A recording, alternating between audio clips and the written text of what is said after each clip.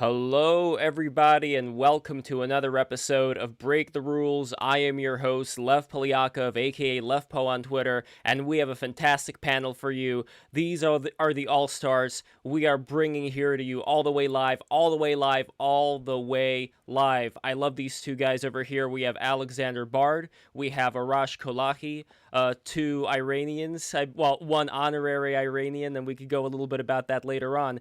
One thing I want to say real quick, we are going to be having super chats today, guys. So make sure you send in your super chats, send in your questions, so I could all just take them in one big pile and take the best ones and ask them later on. We are also going to have the lovely Afina Hayat and Giant Geo entering here. In fact, Geo's entering right now. And don't forget to subscribe, all the newcomers, all the new people.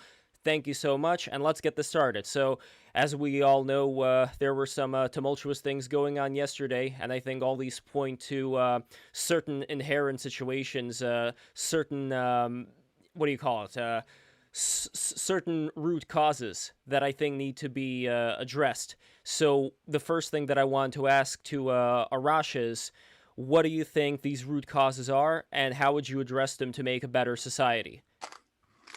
Ooh, great question. Well, I think in a lot of ways our society is, very broken. I think, if you look at economically, people are suffering greatly, and has been the case, progressively since the 40s, here in the United States, at least, with income and the cost of living constantly increasing while income has remained stagnant. Many jobs have gone offshore, and the political arena as well is also extremely alienating. I think people don't feel particularly heard. Representative democracy, in my opinion, is not working in a fulfilling way to satisfy the desires of most people. I feel most people feel alienated both economically and politically.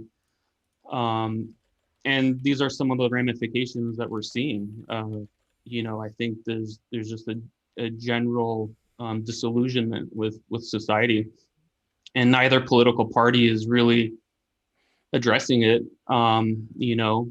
Here in the U.S., both Republicans and Democrats, are very much owned and controlled by corporations, and that's reflective in, the very paper thin differences that we get between, the different administrations that we have here. I don't think they really go far enough to serve the desires of society. And I think those are some of the root causes. I think there's a lot, and obviously I hope we're going to get into what a good society might look like, which, is kind of the topic of this. I think there's a lot we can do to kind of move society politically, economically, culturally into better directions, into more fulfilling directions, into less alienating or less oppressive ones. And Alexander, well, how about this actually? Because we didn't have that much of a chance to get Arash's vision, and it's probably going to take a bit longer to get everything hashed out. Would you be able to say in short, Arash, before I go to Alexander, if that's possible, what your vision would look like? Why don't we wait with that? I can just give you a comment because I think Arash was absolutely right. But I have Okay. a couple of funny comments here. Number one, America picked Cartman from South Park as president 4 years ago. They voted for Donald Trump because he was anti-establishment and he was a television star. And I think the way to go for a complete and utter narcissist was to try to imitate the storming of the Bastille. And of course, it failed. It was a TV show. That's the way I see it. But I think Arash is absolutely right about everything he says. This is actually both the proper Marxist analysis of the state of North America. It's also interesting enough Steve Bannon's view. And I think there are two reasons why Donald Trump didn't win again, because he would have otherwise, because Biden was a weak candidate from the establishment. And of course, he mishandled COVID-19, meaning all the other voters he won this time around, even more than last time. The Latinos and the gays voted for Trump, but he lost the older white vote. Why? because he completely mishandled the COVID-19 pandemic, and Biden seemed more credible, and therefore he won the election. The other thing in this, that it's Marx. That's a good Freudian slip here. Trump had a really smart advisor last election called Steve Bannon, and Steve Bannon was not part of the team this time because Trump's ego was just too big. And I think if Bannon had been around, Trump had stood a much better chance of winning the second election. So I think that you can add that to Arash's view as well, meaning at best, last night was the end of the 2010s and the echo chamber society. And I think winners that will come out of this eventually are people like Tulsi Gabbard, that having, she's a Democrat, but she speaks to a lot of Republican voters. She's both working class, outsider, woman, Hawaiian, military, whatever. I think people like her will be much more important in the next 4 years, not be completely underrated. And I think people like that who can speak to the entire country now, outside of the echo chambers, will gain more traction and more ground, because we're getting tired of this sort of Antifa versus the Trumpists sort of conflicts now. They're getting boring, to be honest about it. And they're not speaking to the problems of the country at all. Arash, before we detail your vision, would you agree with what Alexander had to say? I'd say I'd agree with large parts of it. I don't really know I would agree with Steve Bannon if he's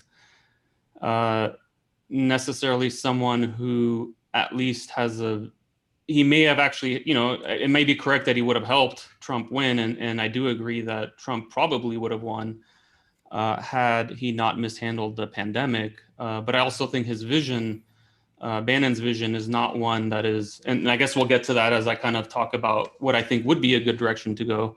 And then I'll say why it wouldn't be a good direction to go.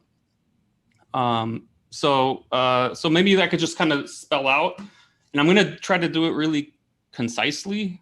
I have kind of like 7 kind of overarching ideals that I talk about when I talk about a good direction for society to go to. I'm only going to talk about 2 of them because it's just going to be too much, and I just think that's enough to kind of cover for today. So I think a good place to start when thinking about what a good society might look like is to start with human nature. Because obviously we're talking about humans. We're not talking about a society of robots. We're not talking about a society of ants, pigeons. We're talking about a society for humans. And so the question that we should ask ourselves is, what does it mean to be human? And one of the foundational and defining aspects of humanity is our consciousness, right? It's our ability to separate our thoughts from our actions, right? So what does that mean? That means in our mind's eye, we can think for ourselves. We can weigh options. We can recall memories from the past and lessons we've learned. We can perceive, our options in the present. And amazingly, we could also forecast our actions. We can kind of predict what our actions might do in the future, right? And so exercising our consciousness to our actions is a very natural source of human fulfillment, right? And that's where I think freedom comes from, the drive for freedom, to be able to be free to live our lives how we see fit and how we can be fulfilled, and to make decisions and to have a say in the decisions that affect our lives, right? So one of the pillars would be just that, right? A society, I think a good society should allow for freedom and for liberation, right? Allow people to live their lives, to make decisions for themselves as how they see fit to find their own fulfillment in life. But we also not just want that for ourselves, we also want it for others, right? We want others to also be free. And so how do we reconcile our freedom with others' freedom? To me, what makes sense to me would be that people in an ideal society, people should have a say in the decisions that affect them in proportion to the degree that it affects them. So, and I feel the reason I'm saying that's an ideal is that because that allows for the maximization of everyone's freedom while allowing for situations where if I'm doing something that's affecting you, well, then at that point and only at that point, should you now have a say in that, right? So to kind of put it into context of examples, you know, let's say you want to paint your bedroom purple. I don't think anybody should have the right to tell you you can't do that. It doesn't affect anybody else, and you should be free to do what makes you happy in your home. And let's say your neighbor wants to put a barrel of grains in the backyard. I don't think anybody should tell them they can't do that, right? It doesn't bother you. It doesn't affect you. It's just, you know, people should be free to do what they want. But let's say your neighbor wants to put some radioactive waste in their backyard, which is, you know, has like radiation that's now causing your family cancer. So only at that point where now somebody is doing that, it's actually having an effect on you, should you now be able to have a say in that matter and be like, well, I'd rather not die of cancer, so please don't store this in your backyard, right? So to maximize freedom for everyone, for ourselves and for everybody else, right, we have to reconcile everyone's freedom with a concept of democracy. And to me, that ideal means people having a say in proportion to the degree they are affected by decisions. If a decision only affects me, only I have a say. If it only affects Alexander, only Alexander should have a say, and so on and so forth, right?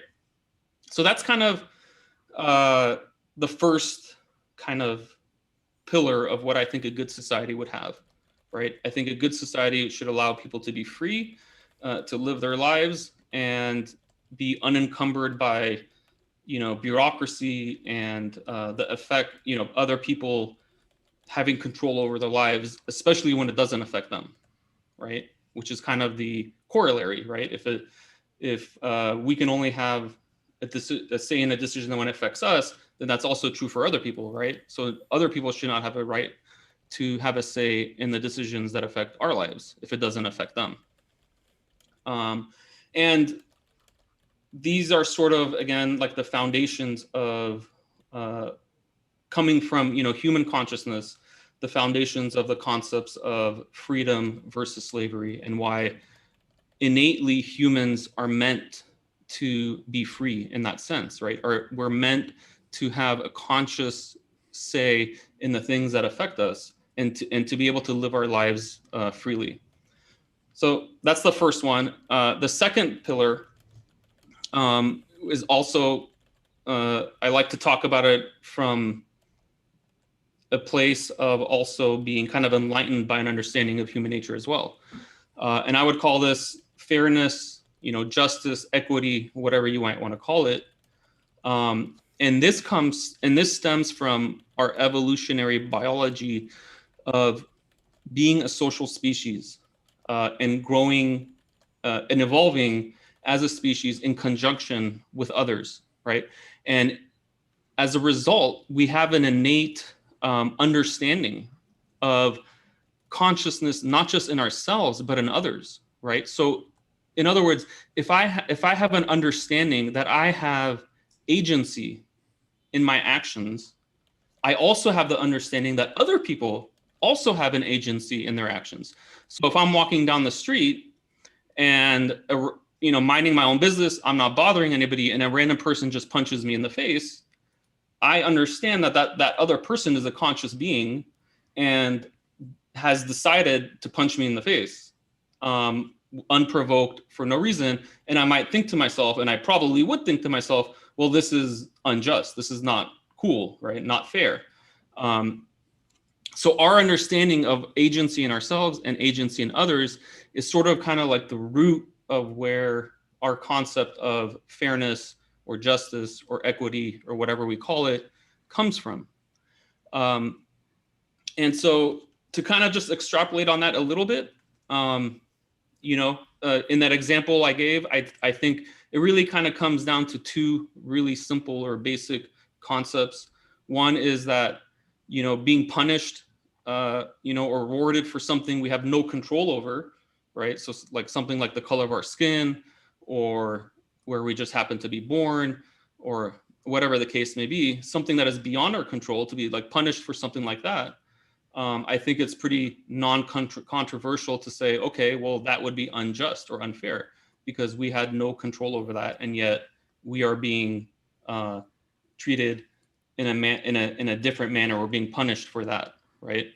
And then the second concept of equity or justice or fairness is that there should be some sort of correlation between the benefits and the burdens of our relationships with one another, right? So this could be a personal relationship with an intimate relationship, a friend. It could be a relationship in society through the political sphere. It could be cultural. It could be economic.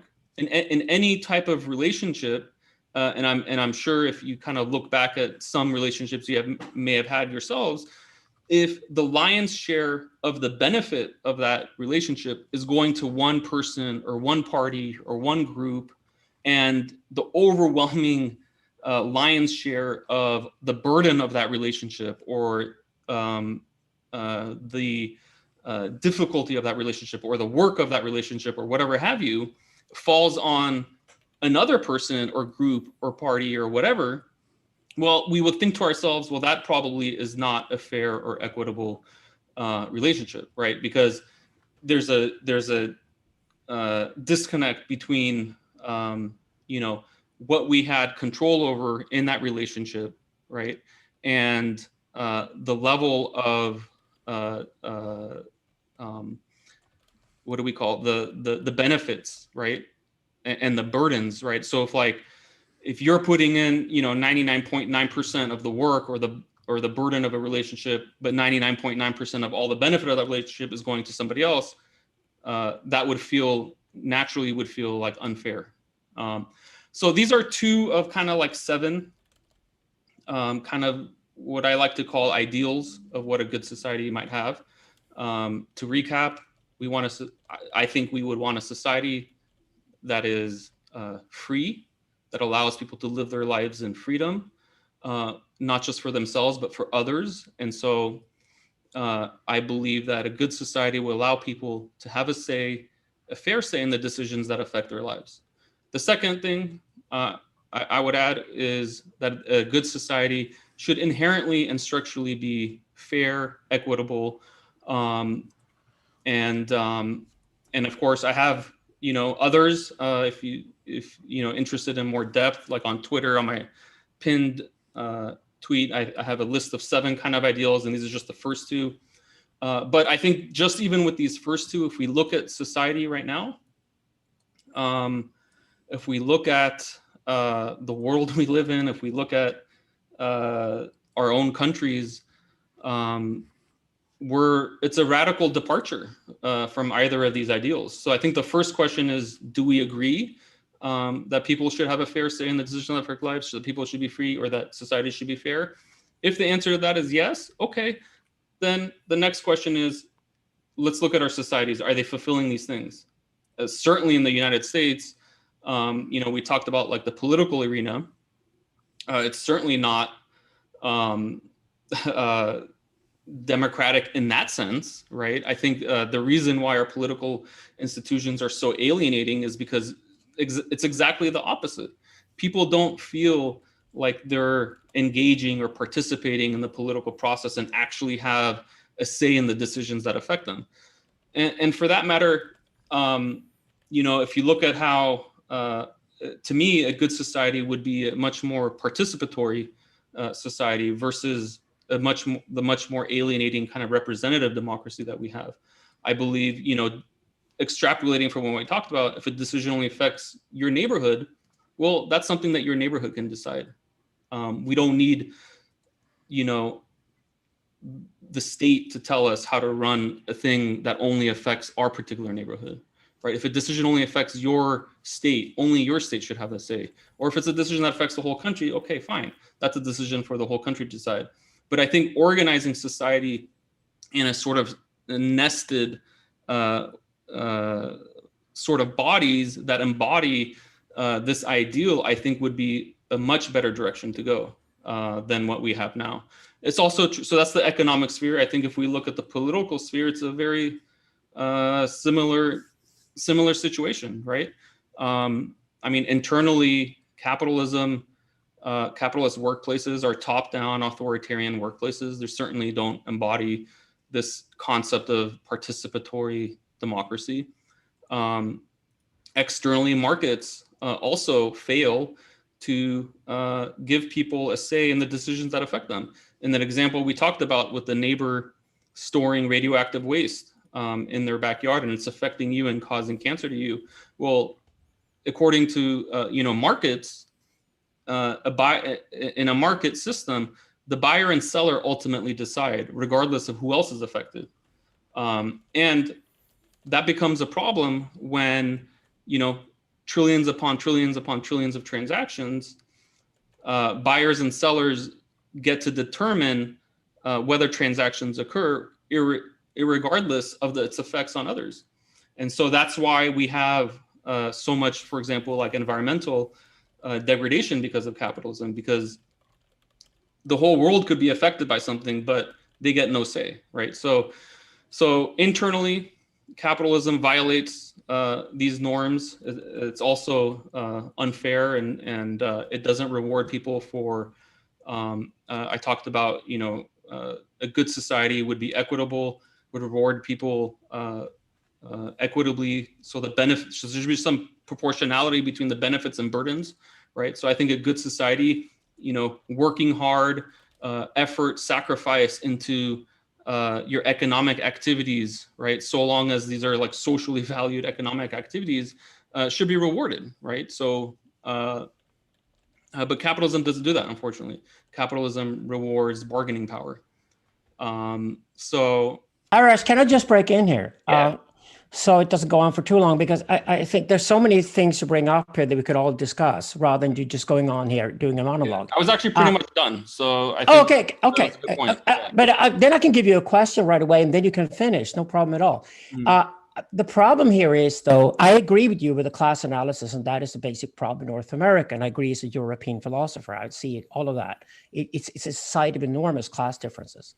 But when it comes to the issues from the very beginning, you always arrive at a point where somebody has to be the judge and decide these things. And as far as we know, we have courts. Americans use them all the time. See you in court is a typically American expression. It's a very expensive way of running a society. It's rarely fair, but it's the way America is used to theocracy. It's run by lawyers, right? So that's the way you do it when states and markets, when you say the market is very strong, say in America, the state is weak in different ways, or it's not doing what it's supposed to do. And then you got the courts. The problem with all your ideas, though, I would say, is that you got to arrive at a certain point, but somebody gets to decide, because you either end up with these extreme examples, you get radioactive waste in the garden, or it's just about the paint inside your floor. Well, the paint on the outside of the house, for example, in the neighborhood, is something neighbors will very much have an opinion about. And those are more interesting questions, because then you arrive at the judgment point. Who gets to decide? And that's when societies get really complex and really difficult, and it gets costly. And I think the world you arrive at here is naive if that is not taken into account, because that has to be responded to. Yes, I think in any society, there would have to be a mechanism, as you described, of adjudication, right, of conflict resolution. What I'm talking about, though, is not at the exclusion of that. What I'm talking about is that the decision-making norms of that society, right, whether it's how laws are decided or how the most important decisions that affect your life, how those decisions are made, should be, in my opinion, done by those who are most affected by those decisions. So I'm not saying that this is a complete. But who gets to decide who's the most affected? This is precisely where naivety comes into the picture. That's a proposition. Yeah. Okay. So the first question gets to decide that, because it's an interactive relationship. I agree. Yeah. So the first question is this ideal worthy? Okay. So if you're saying, yes, I think it's a good ideal, if we can move society in a more free and more liberatory direction, that's a good thing. If you agree with that, so then the next question is, how do we implement it? No, right? It depends on the cost. It depends on, okay. You can make a totalitarian society being libertarian, for sure. but then it becomes totalitarian. It's an enormous cost to actually pay. I'm not buying that we would have freedom from things at any cost. Just like I'm not buying that people can have freedom to certain things at any cost, but freedom to and freedom from are different things. And at the end of the day, this is a balancing act, and it also has to be sustainable. Okay. Because all the things you're talking about actually are in the US Constitution. America could be all those things you're talking about. The question is the rather pragmatic one. Why isn't it? Well, okay, there's a lot of questions there. Yeah, there's a lot of questions there. So, so I think if we agree that people are more fulfilled when they have a say in the decisions that affect their lives, if that's an agreement, then the next question would be, how do we move society in that direction? Okay, so I agree with you that there will never be a society that is 100% gets the calculus of proportionate say correct. Okay, I doubt there will ever be such a society. The question is that how do we move our societal institutions closer to that ideal? Okay, I'm not saying that we will ever have perfection. What I'm saying is that's the direction to go. And the closer we get, the better. So if that's something we agree upon, then the next conversation should be, how do we alter our society's social institutions or political institutions to better reflect that? Okay. Well, you can't do that before you answer the question of the freedom to, freedom from, which really here is equality of opportunity versus equality of outcome. And that's an enormous difference in a complex society like ours. So, for example, I love Marx, but I hate Rousseau. So I love the heroic perspective of giving everybody the chance that it's somehow similar in life to succeed. But I'm not buying the current sort of woke thing with equality of outcome at all. And like most Marxists, actually, so I don't advocate that either. No, okay, so then we agree. But that's a typical example of something you have to solve before you make the move you just suggested. Right. So, okay. So what I think is, for example, in the U.S., okay, we have a certain political structure, correct? We have certain political institutions, whether it's, the presidency, the Congress, and so on and so forth.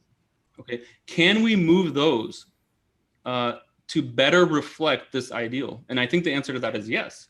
Can we have nested councils, a system of nested councils, so that people can start engaging much more locally, right, in the decisions that affect their own communities, right, under the ideal that if a decision only affects your community, only you and your community should make that decision. And only when that decision affects other communities does it get bumped up to the next level. Who decides that? Again, you're leaving the problem in the air. I can give you a proposal here. So let me answer. Let me just answer it directly. Yeah, but if you look at the United States, say you look at the United States and China and Brazil and Russia and India, what do these 5 empires today have in common? Enormous class differences. So I think what you're proposing, actually, I would be more than happy if somebody made a Brexit in North America. So one of the states of the United States left the United States, went independent, and tried a different model. I think that's the best thing that could ever happen. So that's why I'm enthusiastic about Brexit, because I think the smaller the unit is, rather than everything being run from Washington, D.C. and maybe Silicon Valley, like America's now, the harder it is to get over these enormous class differences that North America has. Yeah, fair enough. But to answer your question about who decides, I think that first we establish the ideal, okay? Then we have to determine if we can have societal institutions that better approximate that. Let me exaggerate to make a point, okay? Let's say we're looking at a dictatorship, right? It's pretty non-controversial to say, okay, well, in a dictatorship, you get virtually no say in anything, right? And that's not good. And the move of going to representative democracy from a dictatorship is a good move, right? Because at least there's some element of representative representation, right? You're moving in a good direction, right? Who gets to decide that is a better system than a dictatorship? Well, we do, right? Us as participants in that society can say, well, in a dictatorship, I got no say. In this society, I get at least a little bit of say. But I want a society where I have more say in the decisions that affect my life.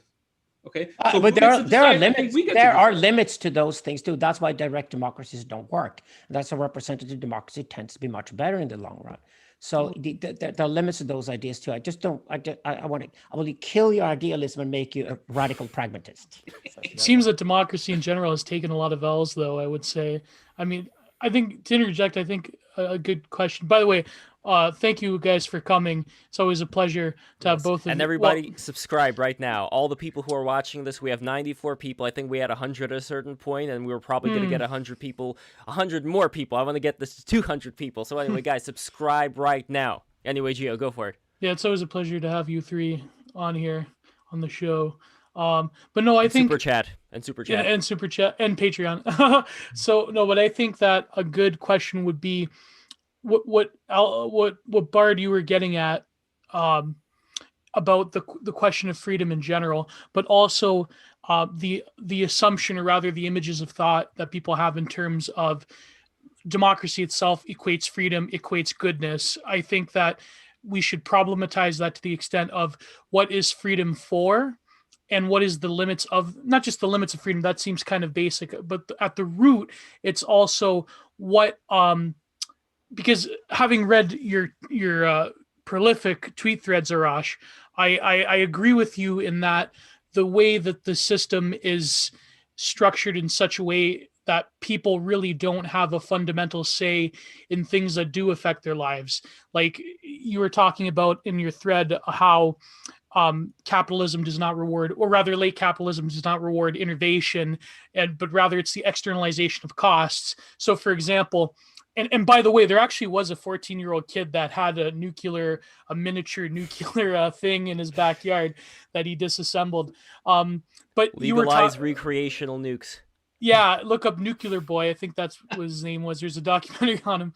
But like for example, the externalization of cost is, to me, one of the most readily apparent things in the food industry. So, for example, why is it cheaper to add atrazine to like crops than growing them organically? Right. That creates super bugs, that create untold horrific health hazards to people. Those kind of things, they get lost in the discourse because it's very easy to look at the rate of consumption that is present and to ask the serious questions about why is it that we need a McDonald's on every corner? Why is it that we need mass distribution that is in fact actuality the food distribution networks aren't serving the people properly? So you point to this, and I agree with you. And I think that there is a lot of evidence to say that this sort of, what would you say, basic Milton Friedman, like creative destruction, Friedrich Hayek stuff is becoming increasingly, not that it doesn't exist, but creative destruction in the free market, it's kind of like an oversold entity, and that in actuality, if there is stagnation that breeds better profitability, then that's always going to be the path of least resistance. So I agree with you, but the question is whether we could do this in a way that isn't going to rely on greater centralization of authority. I think that that's almost an impossibility, in my opinion, as societies get more complex. Oh man, that's like the heart of like everything that I feel like I try to do. Oh, okay, yeah, there you go. That like is I think it is, right? I think the centralization of authority and the centralization of decisions is always to the detriment, right? I mean, it's what is the most like common saying of like human nature, right? Power corrupts. Absolute power corrupts. Absolutely. I mean, is there one person that would disagree with that? Right? Well, I think that if power, I would say that it depends on the centralization, because it depends on. But guys, this is why I wanted to bring in the United. This is why I wanted to bring in the United States as an empire into the picture, because you are in North America at the moment. Well, Gio, you're in Canada, right?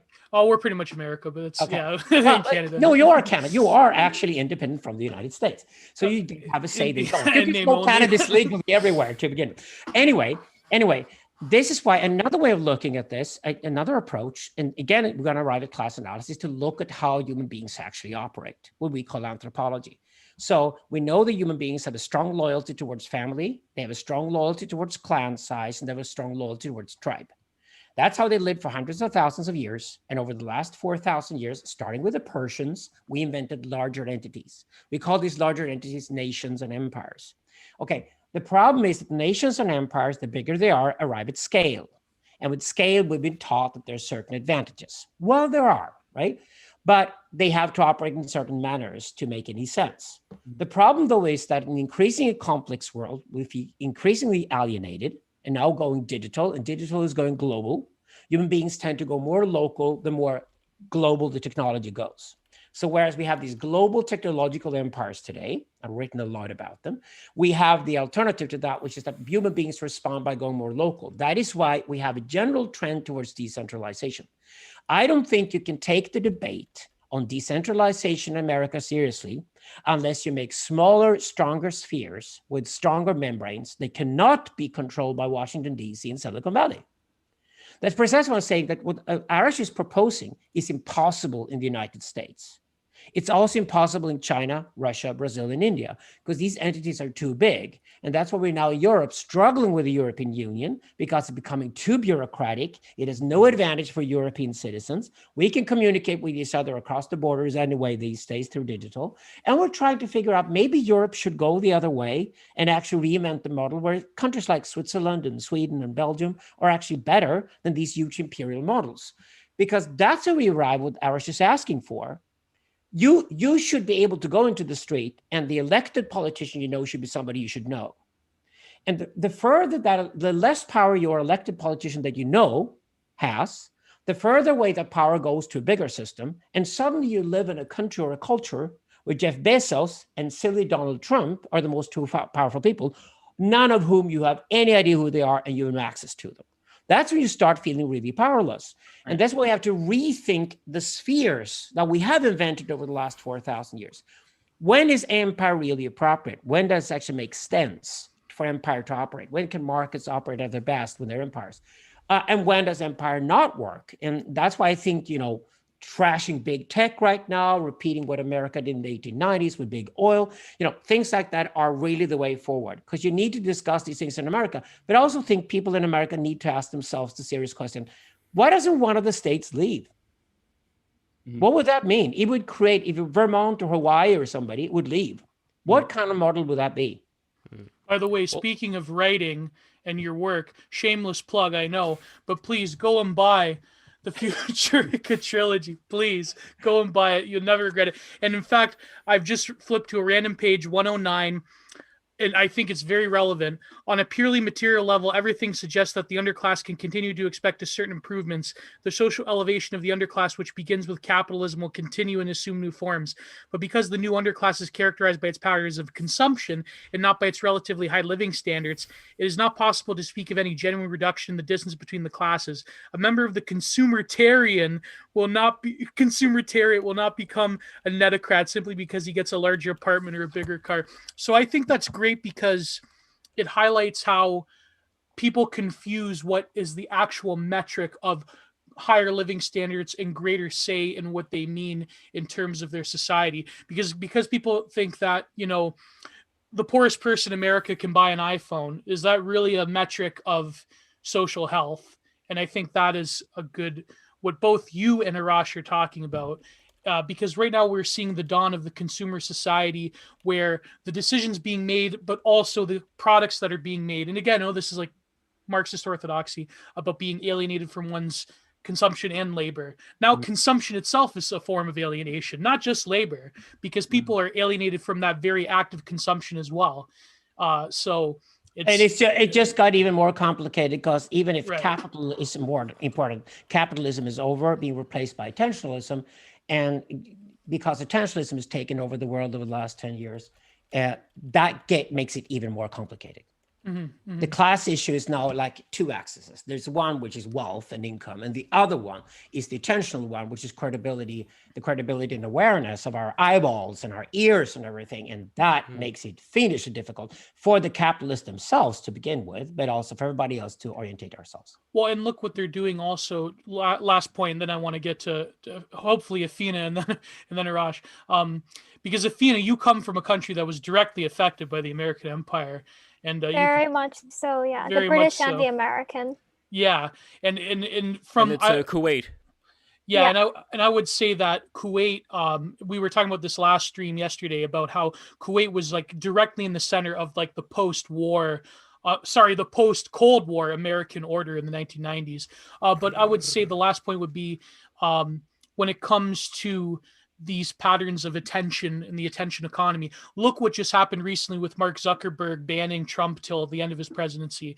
I think that is indicative of where things are heading, and in the whether you agree with Trump or not, the nightmarish scenario of social media corporations not just controlling patterns of production and consumption, but controlling the attention economy itself. You can name people, Alex Jones, Stefan Molyneux, whether they deserved it or not, being banned off of social media all in the same day. And that is akin in a way to the dramatic cutting off and severing of the attention economy itself that you talk about, Alexander, when the netocrat will be someone who sells the eyes and the ears, and who knows, maybe selling the soul on the internet. I would disagree. They don't sell your eyes and ears because you can't sell them. That's why capitalists hate attentionalism.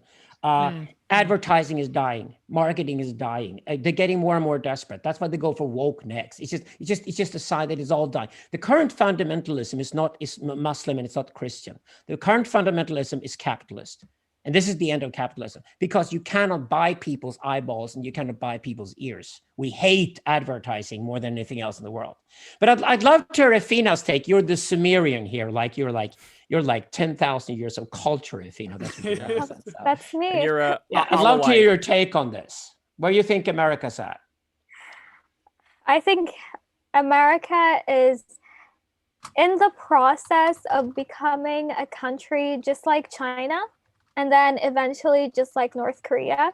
It's like, this might not be a very popular opinion, but I think that the way China is, and then North Korea is a more extreme version of China. I think that those two countries are blueprints to how every other country is going to be, because I believe that there is only one government that rules the entire planet, rather than separate governments and separate ideologies and separate like capitalism, communism, whatever. Then the entire planet is a communist, authoritarian as well. I'm working on that at the moment with a new book. I agree with you in the sense that there is a censocracy about to happen, meaning there are going to be censors everywhere around the planet, and this is going to centralize power enormously. Without moralizing, though, I have, as a philosopher, to come up with some alternatives to the Chinese Communist Party. And I owe it to people in Hong Kong and Taiwan right now. But if you don't moralize about it, though, there is a problem with centralization. It's not very creative. So it creates enormous. Jack Ma has been gone for 2 months in communist China. That is even more embarrassing than the storming of the Bastille last night. So it's just that there is a major problem with these centralization efforts. And that is why, at the end of the day, power structures tend to be triads rather than just monolithic. So power structures tend to be both symbolic, who owns the narrative, imaginary, who looks like power when you look around, the king or the politician, and then real, meaning who owns the assets. And can process those assets. And they tend to be different talents.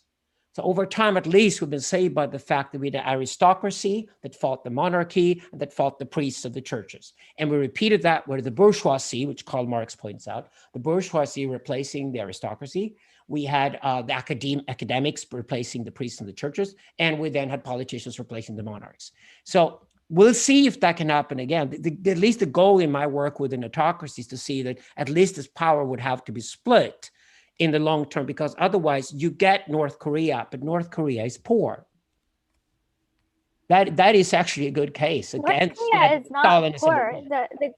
The government of North Korea is not poor. They get billions and trillions from China. It's the people who are poor, but the Kim family are extremely wealthy. They have resorts all over the country. Like, they're very, very rich. It's only the North Koreans themselves who are poor, and that's what usually happens in a communist system. Same thing happened in the USSR, definitely. Yeah, for sure. Oh, So if I'm hearing kind of the trend of what I believe, just my interpretation of what everybody's kind of saying, is that, you know, societies in general today are moving towards consolidation of power, consolidation of economic and political power, as evidenced here in the US and across the world. And ultimately, that is not a good direction to go. Why? Because it's alienating, as we talked about. It's people will feel more and more alienated, more and more disconnected from the decisions that affect them. And so the better direction to go is obviously the opposite direction, right? I think the question, if that's something we kind of all agree with, which is more or less, you know, what I think kind of anarchism speaks to, is the decentralization of power, the decentralization and bringing what Alexander was talking about, bringing things much more locally to the much more tangible, to the much more where you can feel and participate and actually engage in the decisions that are affecting you in your community.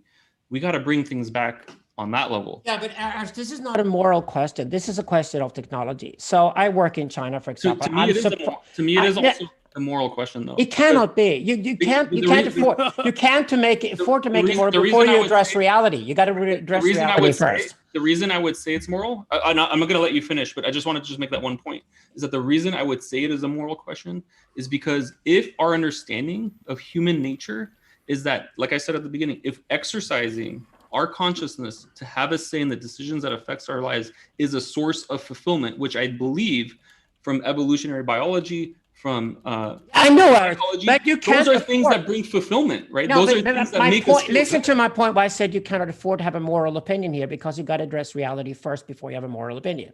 Okay, I work in communist China, believe it or not, although I'm totally with Taiwan. But in communist China today, you can go into any communist party central computer. They have access to all the data in the entire country. You press the button, within a second, you know every fucking out of 1.4 billion Chinese citizens where they're located right away. That means you cannot afford to sit with that kind of structure to talk about we should all live in little communes and be centralized and anarchic and all that, because that's already becoming a possibility within our culture. You can then also say that doesn't mean the Chinese Communist Party is won as the only model in the world, because I think it's going to be very hard for Xi Jinping to run India the way he's run China, for example. So this is, for me, is more interesting to do cultural studies, to study technology, then take your Karl Marx and your desires with you. But that's why I try to avoid moralism at this stage, because we cannot even afford to have moral discussions at this moment, because we're going to sit like little Platonist boys and talk about our ideals, when reality is totally different today. The technological environment we live in today is not the 1850s any longer. It's very, very different. So you can throw certain things into the system before those technologies are developed. At the end of the day, it's going to be very, very hard to avoid America becoming communist China. And I think that's exactly why Fina has a point here. I understand. I think so. There's two, at least the way I see it, there's really two questions here, right? One is, what direction do we want to go? And I think we all agree, right? At least from what I'm hearing. The second question, so that's the question of direction that we should take society. The second question is, well, how do we get there, right? And that's a totally different question, because, like you said, that could just be, just a thought dream. That could just be us, talking about like something that's absolutely not possible. Or is it possible? I don't know. Okay, I propose to be more Hegelian. I propose, number one, to have a reality check. Then number two, set out where we're going to go. And then three, how do we get there?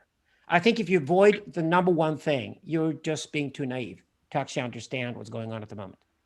I mean, I would agree. But I also think there are ways of moving society in that direction. I think like in any sort of power structure, right? Power is never just freely given back, right? No, but that's why I work with encryption. The best movement in the world, again, looking at the world, how it actually operates today, kids are using encrypted services enormously. They love Signal, they love Telegram, right? That is human. And that's where you and I probably agree when you look at the technology. Why do you think I work with hackers? I work with hackers because the only people who can cause trouble right now for communist China are going to deal for centralized government and centralized technology in North America as well. Hackers. As far as I know right now, the hackers, they have Edward Snowden and Julian Assange as their messianic figures, and that's good, because the only thing we have right now that can throw things into the system and avoid the system becoming too centralized, it can go in our direction, which is toward decentralization instead, is to use technologies to decentralize society. I think that's where we should put the energy. But there's always a re-territorialization after initial deterritorialization. I mean, again, I know I'm a theory cell, so I have to quote Deleuze, but it's true with hackers in particular. I mean, the federal government, I mean, how many hackers did they subsume under their sort of, you either go to jail or you hack for us? It's sort of that. I don't know. I don't. And during the raid, by the way, yeah, the romantic see picture anybody with a with a USB stick. Like, why? Okay, I'm not. I said this on Twitter. When you instead of taking fucking selfies, why didn't you had Nancy Pelosi's computer right there? Not in Minecraft. Yes. But nobody had a USB stick. Nobody had an external hard drive. The only answer, this all doesn't make sense, because the only answer is that it's fake and they're all actors.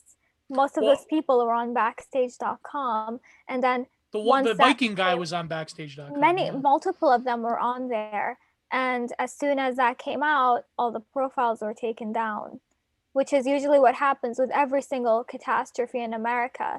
Because look how it happened when all of this went down. All of the social justice warriors were like, "Fuck white people, they should all die," and it causes division, and that's the point. They want to start civil war. Tomorrow is we're going to talk about what happened. Yeah, Free for All Friday. I'm actually going to call it. But if you have a sort of pro decentralization argument here, there are 3 million people working as hackers for the Chinese government. There are 40,000 hackers in Taiwan, and every week the Taiwanese hackers beat the shit out of the communist Chinese ones.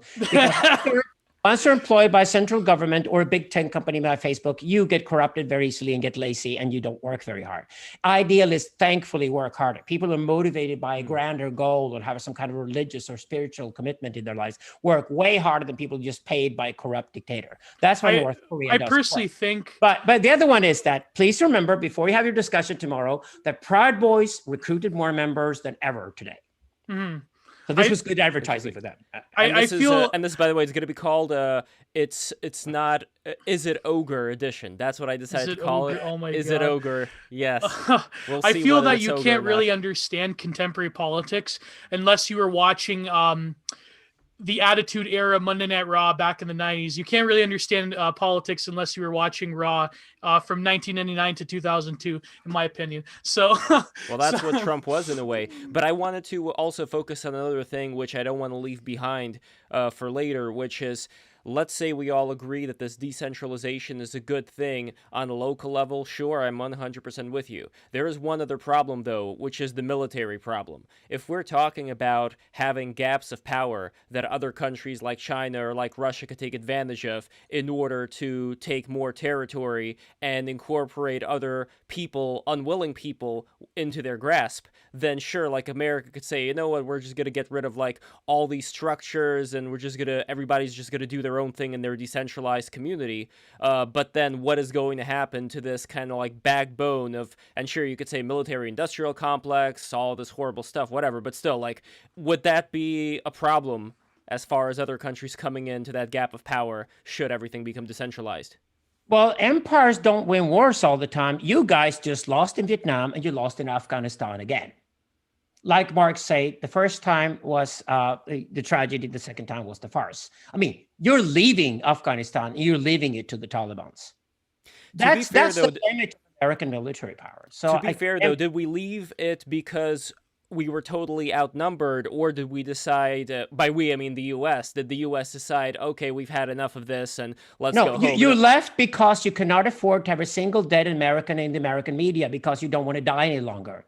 You don't have any ideals in America. You don't want to die. And because you don't want to die, you can't win wars. That's exactly why you should watch the Pacific today as a nostalgic idea of what America used to be in 1944, and it no longer is.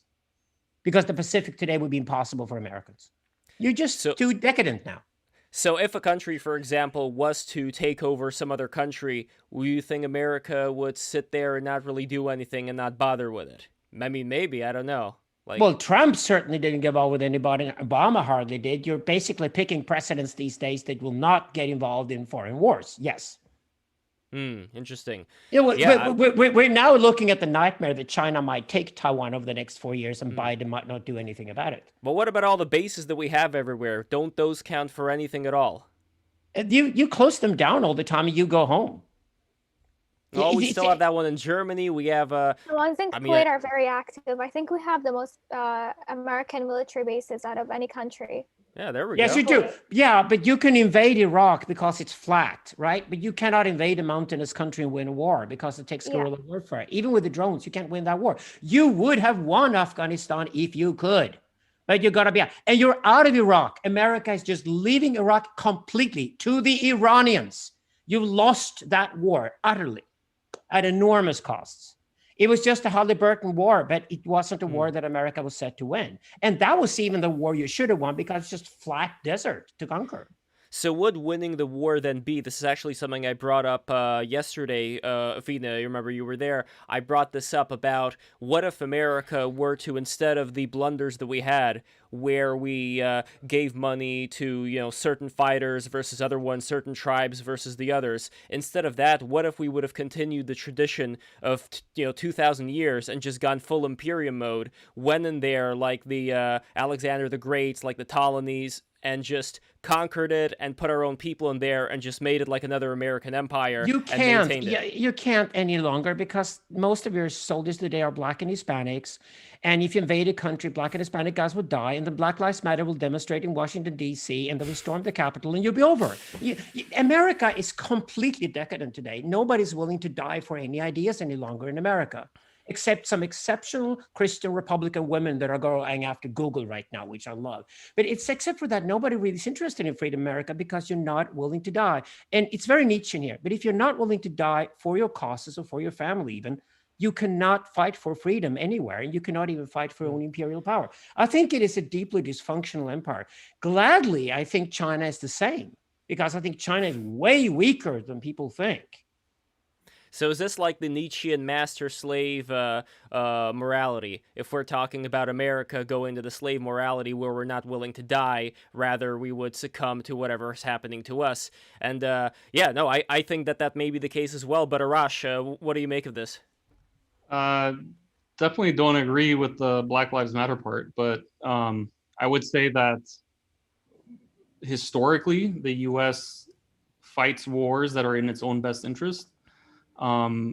It's not about the fighting for the freedom of others. It's rarely been about that. It's been about geopolitical. It's about consolidation of geopolitical power and those types of things, controlling resources, controlling oil and such. Sorry, go ahead. And like any empire, it's flawed, right? I mean, most people don't want to be bombed by a foreign power. Most people want to lead their own revolutions and don't want, puppet regimes, which the U.S. has a whole long history of instilling throughout the world. And that builds resentment, and that builds, long-term problems for any empire, really.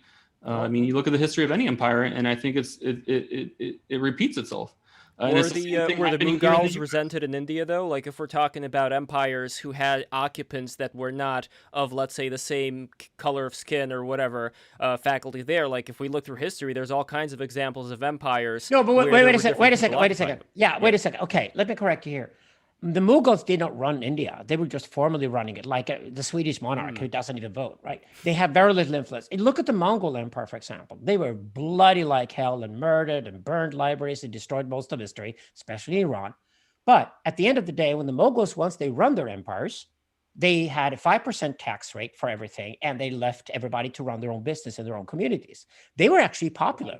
And if it hadn't been for the plague, we could have had the Mongol Empire for hundreds of years. So it's all about whether an empire invades and constructs an empire with power sharing installed from the very beginning.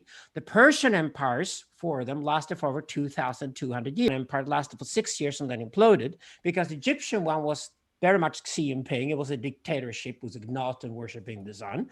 Whereas the Persians installed their first empire by power sharing structures. And by the power sharing structures, especially separating priest and chief, or priest and king, if you like, you get a much more sustainable system over time because it actually includes decentralization. This is the great thing with the United States. The reason it was kept together for as long as it has was because of the Constitution. But the problem with the United States today is because you don't trust each other in America and you take each other to court all the time and you don't even know what trust is. You work your asses off to be on a level with the Europeans where people trust their neighbors much more than you do. And the Japanese trust their neighbors much more than you do in America.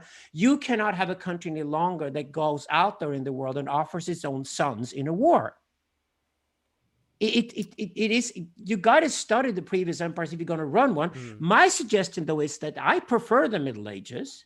I prefer renaissances. I prefer smaller units. This is where I'm with Arash. I think anarchism is the way to go today. And I think we should split up these empires without them causing too much havoc on the world. Russia will certainly fall apart in the next 10 years. As soon as Putin dies, it's over.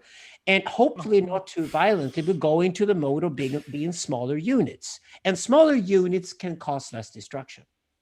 I completely agree if Russia and China are not going to be powerful enough at that point to start picking up the scraps, so to speak. I, for one, think if the Mongol Empire survived, that would be pretty based and red-pilled, in my opinion. So. Well, what about you, Arash? Like, as far as these empires go, the example that Alexander was bringing up, could this be a way that it could work, where you would have an empire, sort of, but it would be like this kind of, how did you term it, Alexander? Create decentralized regions. I mean, I think that's better than what we're seeing in much of what the U.S. has done and other contemporary empires.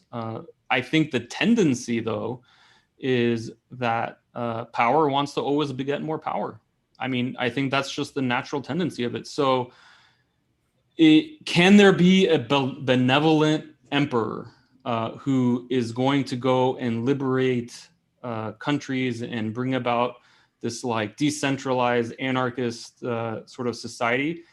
I mean, I guess it's feasible, but is it likely? I think very unlikely, because it goes against the natural tendency of power, right? The natural tendency of power is to always want more power, always ask for more, and it's not until people, resist and fight and raise the cost of that power that it, to the point where it's no longer worth it to ask for more.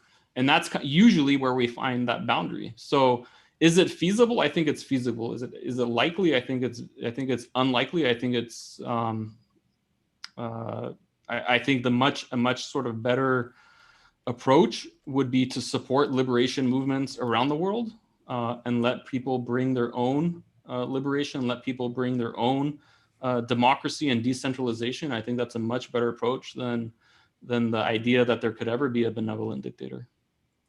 I think the elites today speak volumes because they move to places like Singapore and Dubai. I mean, they want to live in the city-states. They want to live in places like Switzerland. So if the elites want to move there, why not the rest of us get some similar models as well? But we have to remember, though, that empire is here for another reason, though, and that is the internet itself is an empire already. Because of the internet protocol, it operates the same way across the planet. Because the internet itself has access to satellites everywhere, it will be, this is where Athena's ideas are very important here. The censocracy itself, the way we're being controlled by censors, and what the censocracy essentially is telling us is that why do you vote every 4 years? We actually vote every second. Because with AI, we will measure everything you do all the time. We can measure it against billions of other people, and therefore we can know what you want anyway before you know it yourself. That's what censocracy will tell us, right? That will be imperial, though, in the sense it will be global imperial. But I don't think human beings can handle that. So where I'm with Arash is that if you're going to create a humane society, we should go for smaller and smaller units. Now, where the smaller units can operate within an empire that is technological is hard to tell. That means standards, for example, saving the planet has to be on a global level. Otherwise, it will not happen. So let's go in a little bit more depth into technology, right? Because the way I look at technology is that, as you mentioned, every second is like a vote, right? We're constantly interacting with technology, but who controls most of the technology today, right? Is Is it decentralized, or is it also part of the problem, right? That they're mostly controlled by, mega corporations, right? International corporations like the Facebooks and the whatever, Instagram, Twitter. I mean, these are large corporations that are run also, like we talked about in any capitalist workplace. I mean, they're run top down, right? They have certain agendas, they have certain motives, right? And then it comes down to, right? To me, the question of technology also comes down to the question of the megaphone, right? So who gets the biggest megaphone and who gets to decide, right? So how do we have a free and liberated and truly, I guess, if we call it a democratic society, when information, right? You go to the newsstand and there's like hundreds of magazines, but literally in the US, it's like 3 different companies own all those. So you think there's this diversity, but there's really not, right? Same thing with the liberal media, right? You look at the difference between the liberal media and what we call here in the US, like the conservative media and the Fox News and so on, right? To me, I mean, first of all, they're both corporate owned, corporate run, okay? The diversity of viewpoints between these are very, very narrow, believe it or not. Even though there's so much division and hostility between the two sides, it's really not that big of a gap of the variety of viewpoints that they allow on their networks. Okay, so we cannot have a free, liberated, good society if we don't also decentralize and democratize, so to speak, technology and the megaphone and access to megaphones. Well, you got to split them up, because no matter how much you dream about bottom-up entrepreneurship, it's not going to happen. That's not how entrepreneurship works. You split them up. You do again now what you did in the late 1800s, which saved America for another 100 years, and that was splitting up the big oil and railway companies. And you got to do the same thing all over again before they move somewhere else and control you from there. Because the problem in Europe is, of course, that the tech giants that control us here are American companies. So these things go on an imperial level. You cannot control big tech. You cannot save the planet. Certainly, you cannot be cosmopolitan, for all I care, unless you go on an imperial level. And this is why I contradict myself and say that's where you need empire. You need to figure out how you run empire on that level and only allow empire to have that power, whereas you keep everything as local as possible. It's got to be fiendishly difficult to get this sort of political philosophy right. Mm-hmm.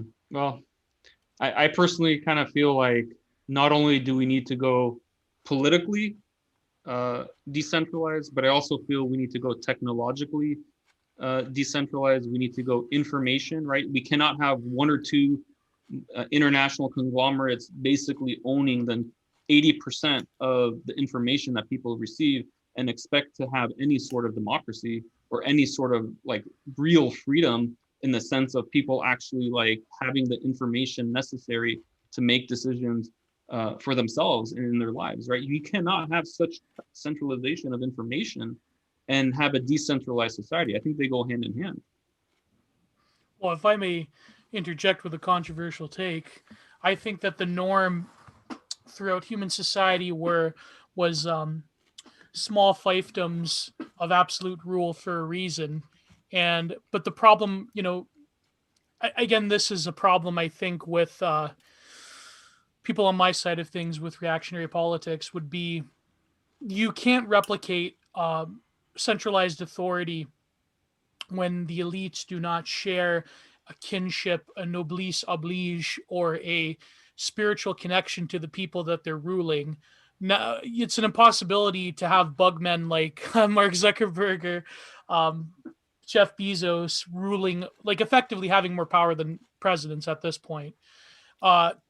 If we were to revert, and again, this is where I disagree with people like Moldbug, if we were to revert to a system of rule of, these different patchworks of decentralized absolute rulerships, little fiefdoms, you would have people like, Mark Zuckerberg and Jeff Bezos ruling. And would you say that they are on the same level as absolute monarchs of old? I would say no. So I think this is a problem. I don't necessarily agree with the analysis that pure decentralization always leads to the maximalization of human flourishing, because frankly, I think a lot of people what's a way of putting it nicely? Don't know what to do with freedom, I guess you could say, but that's a way of putting it nicely. But I do feel that in the absence of leaders who are actually worthy, who actually share cultural and more intangible connections to the people that they're ruling over, I do feel that the American sort of yeoman ideal of decentralized states, that's almost like the best that we're going to get in our current epoch, unless I don't know, the solar flare happens and we'll go to a Ted basically, Kaczynski society. So I don't know. How do we stop people? How do we stop people who are living in technologically aided, decentralized communities from just becoming a bunch of gooners and just gooning all day in their goon cave? Wireheads. Yeah, wireheads, gooners, whatever you want to call it. Because like freedom, from what I understand, it's also supposed to be freedom from desire. Freedom for desire overtaking you and just making that an endless part of your entire day, unless you have to survive. In which case, you're not going to think about gooning anymore. But that's the other descent of mankind that could possibly happen if we have really cushy technology that basically means we don't have to do anything. I don't know. I believe that humans have an innate desire to want to create and want to live a life of fulfillment, live a life of not to say people are the same. Of course, there's a huge diversity, which is why we should also want and really celebrate different ways for people to find what's most fulfilling to them. But I think there is something to be said that the drive for creativity and the disdain for monotony. I mean, why not have technology that reduces the monotony of rote labor, and we can spend more time focused on creating, more culture, more, everything. But I think we did that the last 20 years and it didn't work. I'm sorry to say this, but we created the internet where almost at zero cost, we mass produced user-generated content, and we're sick of it. Why? Because it's all mediocre. So, but why? The question is... No, wait a second. I think you're naive. Here, to be honest. Yes, I am a proponent of protopianism. I'm a proponent of creativity. I'm a proponent of a new symbolic class that can outshine boring, dead academia and do arts in fantastic ways. I'm a member of the intellectual deep web, where Lev and G are involved as well. And we're all about... No, we're beyond those grifters. Don't worry. Deep web, not dark web. Okay. Deep web, not dark web. Good. No, the dark web died and the deep web survived because we killed the father. So the intellectual deep web is very much on. The dark renaissance will happen, but it's a small elite that actually do that. I think, to be honest, Arash, to working class people, I think to have a contributive role in society, say go to work, even if it's monotonous, they don't care. But to have a contributive role is absolutely fundamental, or else they kill themselves. That's why they have babies. That's why they have families. That's why they go to work. And unless we figure that out for the masses, I think we're just sitting here being snobbish middle-class people saying that, we should all be creative and make more culture. Well, we've overproduced culture, and we're going to overproduce. That's true. We're suffocating with meaning. Yeah. We have so much junk culture out there. We can't stand more culture. We're overfed with culture. That's not the response of where we're going next. But on the other hand, Marcus will keep us all busy because we will not be able to afford to live in kolchoses or kibbutzes or whatever. It's not going to happen. Right, but this sort of overwhelmingness of culture, right, is drowning out the real diversity, I think, of perspectives that people have, and it's part of like you said, like the Facebook problem, right, where there's just so much information out there, but is it really like new? Is it really elegant? Is it really diverse? Are we getting really radically different perspectives? I don't think. Arash, 95% of people cannot produce what you're asking for. You're just being cruel here. No. We got to be humane. I don't believe in this sort of creative class fantasy. We're all going to be creators in the future and things. I'm not saying everybody's going to create. No. What I'm saying is that there is an aspect of human nature that drives us towards creativity. I'm not saying everybody is creative. Everybody's an artist. I think the community has certain archetypes that are driven towards art. I don't think people in general are artists at all. I think that's a lie. well, I think all I'm saying is that the drive for creativity comes from an innate human potential to create. I'm not saying everybody's creative or everybody's but gonna be an artist. create for whom? To what Hold on, value? Well, maybe let So, Arash finish his. So that's the one part, right? The second part is that when you live in a society where only a tiny fraction of the population are even in a position to make decisions, are even in a position to think critically, to actually engage in those decisions, right? When you have such a top-down structure in society, the entirety of our educational system, the entirety of all aspects of our society gears most people, right, to fit a slot available for them in society. So I believe in a good society when everybody has a chance to actually engage and participate in the decisions that affect their lives. Our educational system would be radically different, because then we would have to have a society where everybody has to be taught how to think critically, where everybody has to be taught how to make these important decisions for themselves, right? It's a very different society, but you can't have one without the other. So that's to that aspect. And then to the last point that you made about workplaces, studies have shown that most people hate their jobs. And when you look at why they hate their jobs, it's because it's so alienating, right? So I'm not saying that everybody's going to be an artist or everybody. Wait a second. Unemployed people go and kill themselves. So you can't get. This is too naive. Arash. My argument is too naive. I think if you want to really create a humane society, you better have to understand archetypology, deep psychology, how people actually operate. So instead of us sitting here like some kind of snobbish, academically educated, upper middle class people telling people they should all be creative in the future, at the end of the day, we had that society. We had that society over the last 20 years. And finally, people got sick of it, because even if they started creating this culture you're talking about, nobody was really interested, because there was no audience for it, because everybody was told to be on a stage and nobody was left in the audience. That is exactly why that society is important. But that's where like diversity comes in. I mean, not everybody wants to be an actor. Not everybody wants to be not everybody wants to be a singer. There's this comedian, Tim Dillon. I think he made a very interesting point that today people get offended when they see somebody really talented on stage. Like when they see somebody like, back in the day, they used to have like, who was that guy who was, running up the wall? I'm thinking of Fred Astaire. So if they see Fred Astaire today, that's kind of offensive to him, because I can't do that. So now they're used to seeing all these losers on stage that are slobs, just like a lot of people are. And they're like, oh, they're just like me. I can relate to them. And that's the kind of disappointing thing here. Like there seems to be an overabundance. Yeah, but they will go back to talent generated content eventually. I wrote a paper in 2003 where I said that MySpace is never going to work. It was 400 million users at the time, and I said because it's all junk. And I worked at a record company and said, this is not going to work. So people started pretending that they liked each other. They started pretending by saying, thank you for the ad, which is like telling a third person in the face that we don't know each other. We got to pretend we know each other to fool you into believing we're talented. This sort of talent war with no talent is exactly what happened. This is the slave mentality trying to be a master when it can't.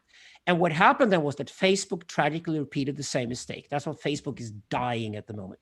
It just became another MySpace. They never learned the lesson. They sold it to the telecom companies of the world that we don't have to pay for talent. We don't have to pay for content. We're going to make everybody an artist, and everybody has got to be user-generated content in the future. And we were so sick of it when we arrived at 2018, 2019. So when the Corona year happened, we went to Netflix and preferred to be sedated, to have real talent telling us a story that really moved us, because we can't do that. Most people do not have artistic talent. And why do you tell them they're going to be diverse and creative when we're sick of that? We're sick of mediocrity. That's what our society is drowned in. And I think basic work in that sense is much better. Go out in the woods and learn how to hunt and, eat your own food or whatever. Well, I think it's a better reaction than producing ever more content in the world that's just sick of content. But I think that's what Arash was too, kind of saying too. Like, I think what Arash is saying is that from what I take it, you're not stating some kind of like, like, I don't know, fucking Chapo fantasy where everyone's going to be on UBI and they can be college pothead wastos, like the college dropout potheads like they are. But rather, if people were more connected to what they're doing, maybe not creative in terms of everyone is a creative person, everyone's an artist, but rather if people were more connected to their labor itself, that would be produce better outcomes, because there is something about physical labor, having, believe it or not, done construction. There is something about working with your hands and seeing the product being finished and knowing that people are going to find value in what you're doing. And I agree with you, Mr. Bart. I agree that, the fact that everyone has access to technology that can make the production of art, whether it's music or visual art or whatnot, easier.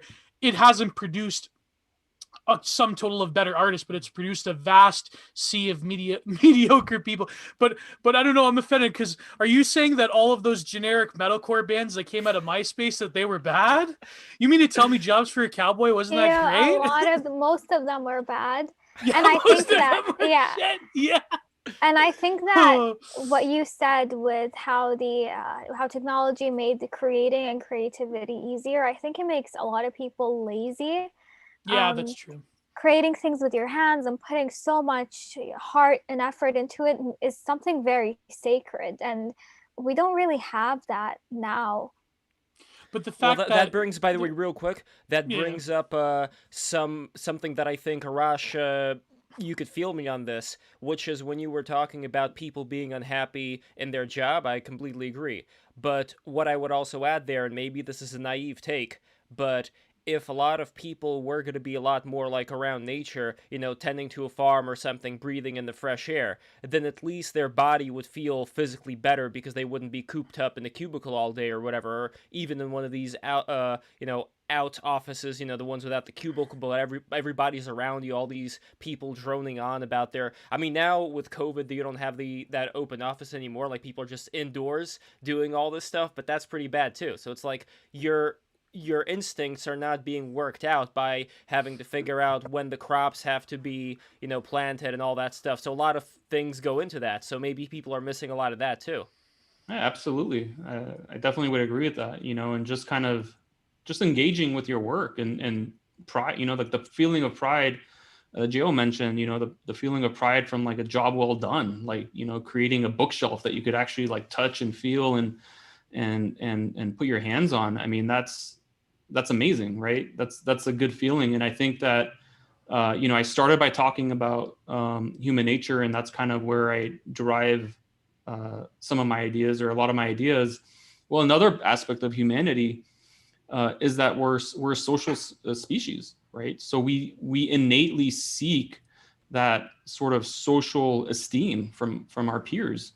And of course, as Alexander mentioned, like, the social medias and the Facebooks and all them exploit that, right? They exploit that to maximize their profits, and they could care less about actually fulfilling our real human desires for camaraderie or for social esteem or for any of these things. They don't care about any of that. What they want to do is they want to exploit that need to reach out, to connect, and to feel connected to others, right? Exploit that for profit and for profit maximization. And that's exactly why we have, the shit that we have on Facebook and all these other social media sites. Yeah, but I think, in all honesty, I think it reflects humanity. You can't blame all that on Facebook. They have subcultures, and they encourage you to find your own tribe if you like to. This is also that it's driven on attention. So Facebook and social media are driven on sensations. And it was a sensation last night when the Capitol was stormed, and they have more traffic than ever. So, you got to go to the more humane thing here. And the existential question is this one. For example, I give an example here. We all know the Corona year will kill more academic careers than anything we could ever imagine. Why? Because every damn local professor will be out of work next year. Why? Because we all learned this year that we have the best lectures in the world on YouTube, and we can find them. And even if you pay for their special lectures and the occasional meeting with them, or we just have for free the best lectures in the world ever, then we have them now on YouTube. We learned this Some year. of them have been on the show, by the way. Every damn college student knows that a mediocre professor in the Midwest is out of work next year. Absolutely. Oh God. Yeah, no Brutal. word. But that means millions of academic professors are out of work. That's because the empire here is technological. It goes towards fucking great talent, right? Really raw talent. And that talent has to be either global, meaning it's Disney or something, or local or subcultural, meaning it's specialized. So say, for example, I love Euphoria. I think it's a great script, but it's very specifically written for people who are deeply, deeply interested in the dramas of 19-year-old Instagram edits, right? But I love that. But that's a very clever way of doing it because it hits globally, subculturally, and it's fantastic with great talent involved. Now, when I watch Euphoria, it's not that I'm gonna get involved with another Facebook thread with people arguing with each other from very sort of basic positions that are sort of affirmed all throughout the discussions. That's just useless. Facebook is dead in that sense. But I think we must not be naive about the fact that talent moves towards the imperial. It moves towards a few big winners, and very little left for people in the lower way. So when you say, for example, to create your own bookshelf is meaningful too, yeah. But the vast majority of people are not going to pay for it. They're going to go to IKEA anyway. Sorry, but they will. Well, that's where the problems are at. The unfortunate thing to me is that we still have these things like the teachers' unions, and we still have pressure, or at least built up traditions that a lot of parents assume that, of course, I have to bring my kids into this public school. And even if we're under lockdown, of course, they're going to go into these school Zoom meetings with these, mostly, unqualified people to teach them about all this stuff. Oh, that's going to be over 10 years from now completely. School's dead. Academia's dead. Every damn household robot will teach you better than a school teacher ever could before you're 5. And that's going to be fantastic. But academia is also dead and over because not a single academic I know any longer wants to be involved with academics. You want to have your own separate monastery or separate independent institution where you can study your shit. I'm sure Arash is moving there. I'm moving there. I'm sure Gio and Athena agree with me too, that you want to have these sort of monasteries. You can deeply study something, be a specialist on it, and then you can have your market for that, and you can have people you engage with that topic. Like we What guys would be do enough here. to make money, though? But outside of subcultures that are very specialized and the global imperial arena, I don't really see local market for generalists. I don't see that happening. I think that's exactly why a lot of white collar work will go in the next 10 years. So what do you predict would happen to a lot of the people that the journalists told them just learn the code, if we're talking about the miners and the truckers and a lot of those people? Well, their jobs are more Lindy than a lot of the journalist jobs. So that's one thing. True, but if And the everything coding mostly happens in Russia and India anyway at a lower cost than in America. Yeah. But if everything is going to start getting more automated, like if we are going to have these self-driving trucks, that's a big concern about the truckers. No, but that is actually a fascinating question, though, because what happens when people within the tech sectors or people that are what would be traditionally considered white collar work, now they're getting by the late capitalist overclass. Now their jobs are being exported to the third or fifth world, whatever model you're using. What happens there where high skilled workers are in India and Russia and Taiwan, now they're replacing the coders in Silicon Valley who are living in, apparently they have these parking lot cities where they like have these tiny homes in these parking lots they're living in now. So what happens when the Silicon Valley dude bros get offshored? That's what will society look like when we're factoring that with automation, right? I mean, that's always going to be the perennial question, it seems, about automation and offshoring, right? So Architects, they're white collar, right? Yes, very much so. Yeah, I study architecture. I'm in my final year of my bachelor's, and I don't plan on working 9 to 5 as an architect. But a lot of my colleagues are very concerned because we all know that architecture and designing buildings and all of that is going to be replaced by AI and technology, which is very concerning because what are those people like? You have a bachelor's in architecture. What are you going to do once you have AI running all of that, running that? You come and work with me, Athena. We'll figure that out. I work with an architect. You're the new Zaha Hadid, for God's sake. That's what. Oh my God! Yeah. Actually, I'm not. I would be Zaha Hadid, but I would be like I'm more into classical architecture than modern. Yeah, okay. But the thing, though, is this. Well, I think you will be into Zaha Hadid for anything. Did you know that she designed the Tokyo Olympic Stadium, but they didn't dare to build it in Japan? Yeah, Oh, which is a really? good thing. I think any country that has an Olympic stadium gets destroyed. But the Olympic stadium she designed was basically a vagina. Oh, that's Seen Of from course, others. of course. Didn't Of she? course, I'm it's not how She I also did. designed the Budokan. She's a or that fucking was a Arab different- lesbian. She's wonderful. Anyway, the way you do it though, I I don't respect think her. you're. Yeah. I think architecture though think is she still designed the around because Budokan. there is something machines cannot do and will not do, and it's called pathos.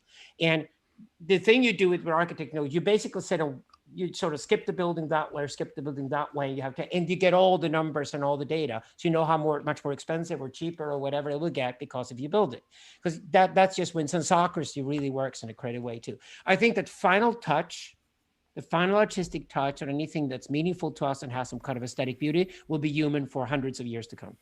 That is very true, which is why even now we love all the buildings that have been here for hundreds and hundreds of years compared to things that have been built a year ago. We appreciate them more and we see the beauty in them.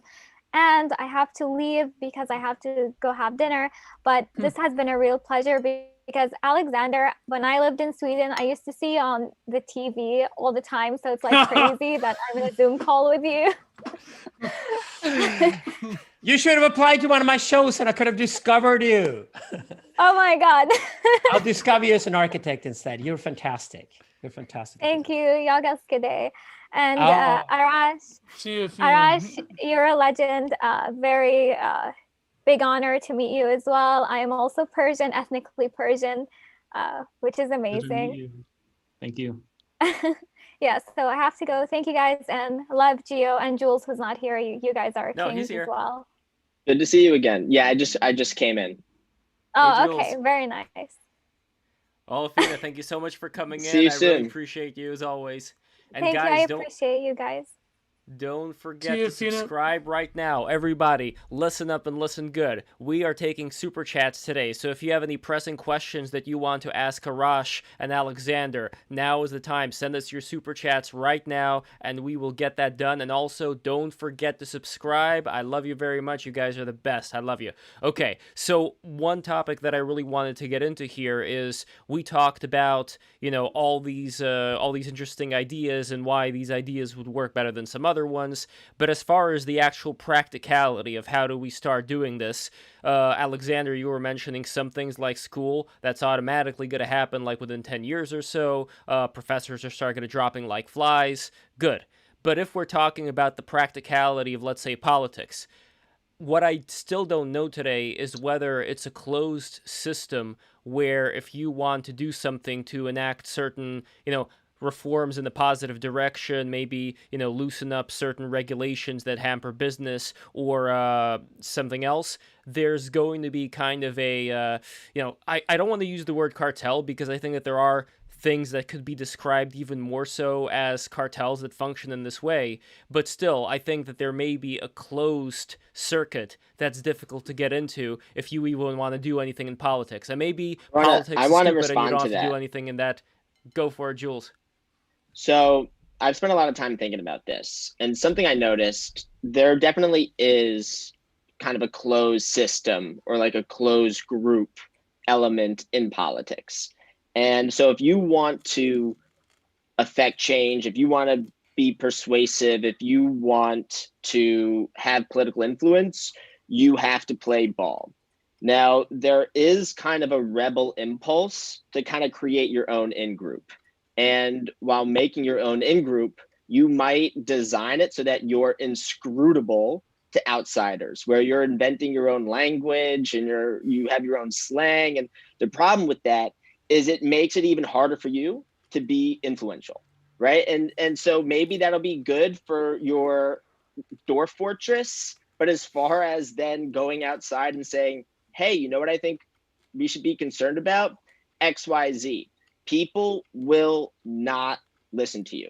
And if you've spent so much time focusing on your in-group because you have a rivalry impulse or a competition impulse that is like, if your impulse is, I want to knock people off their high horse instead of, okay, I disagree with you people, and I don't want to feel like I'm prostrating myself or I'm being subservient. I don't want to be a bitch. So I'm not going to play ball.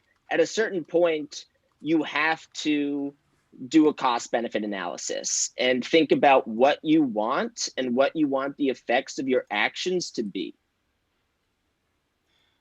Yeah, correct. Yeah. So your generation are finally discovering that Occupy Wall Street would never have worked.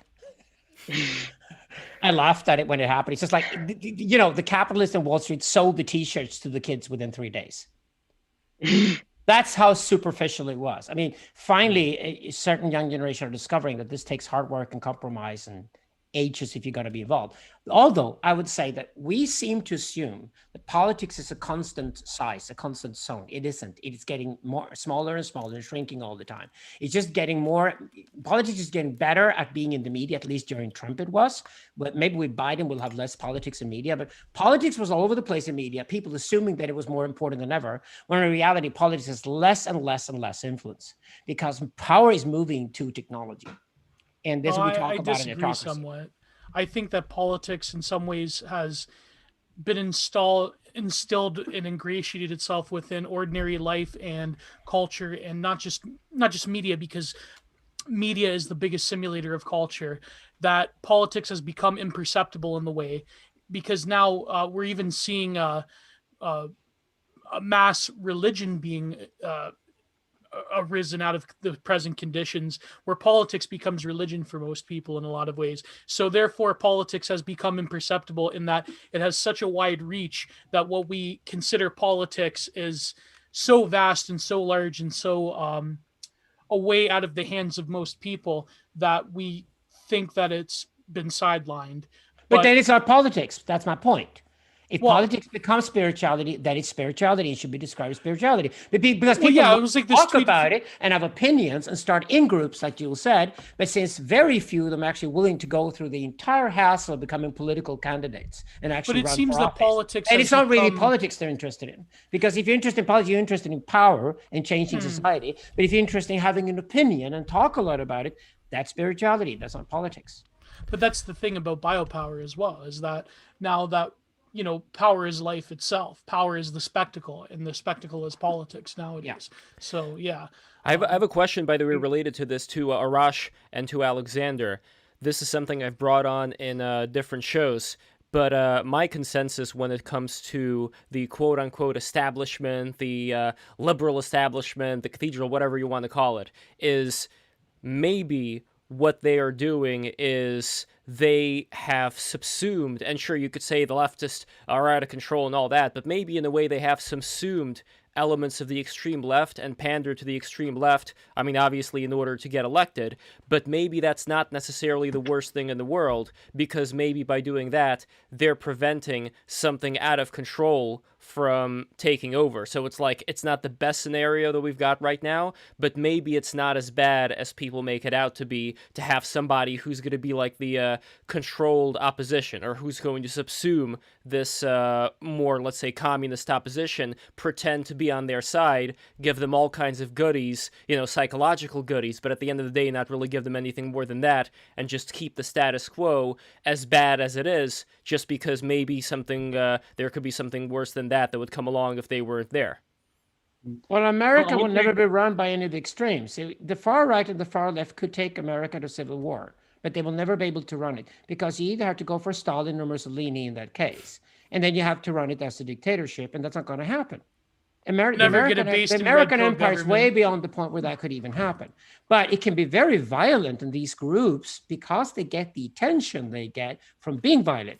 The Proud Boys discovered yesterday, this is how they get even more members. The Proud Boys discovered yesterday by picking up a gun gets more attention than not wearing a gun.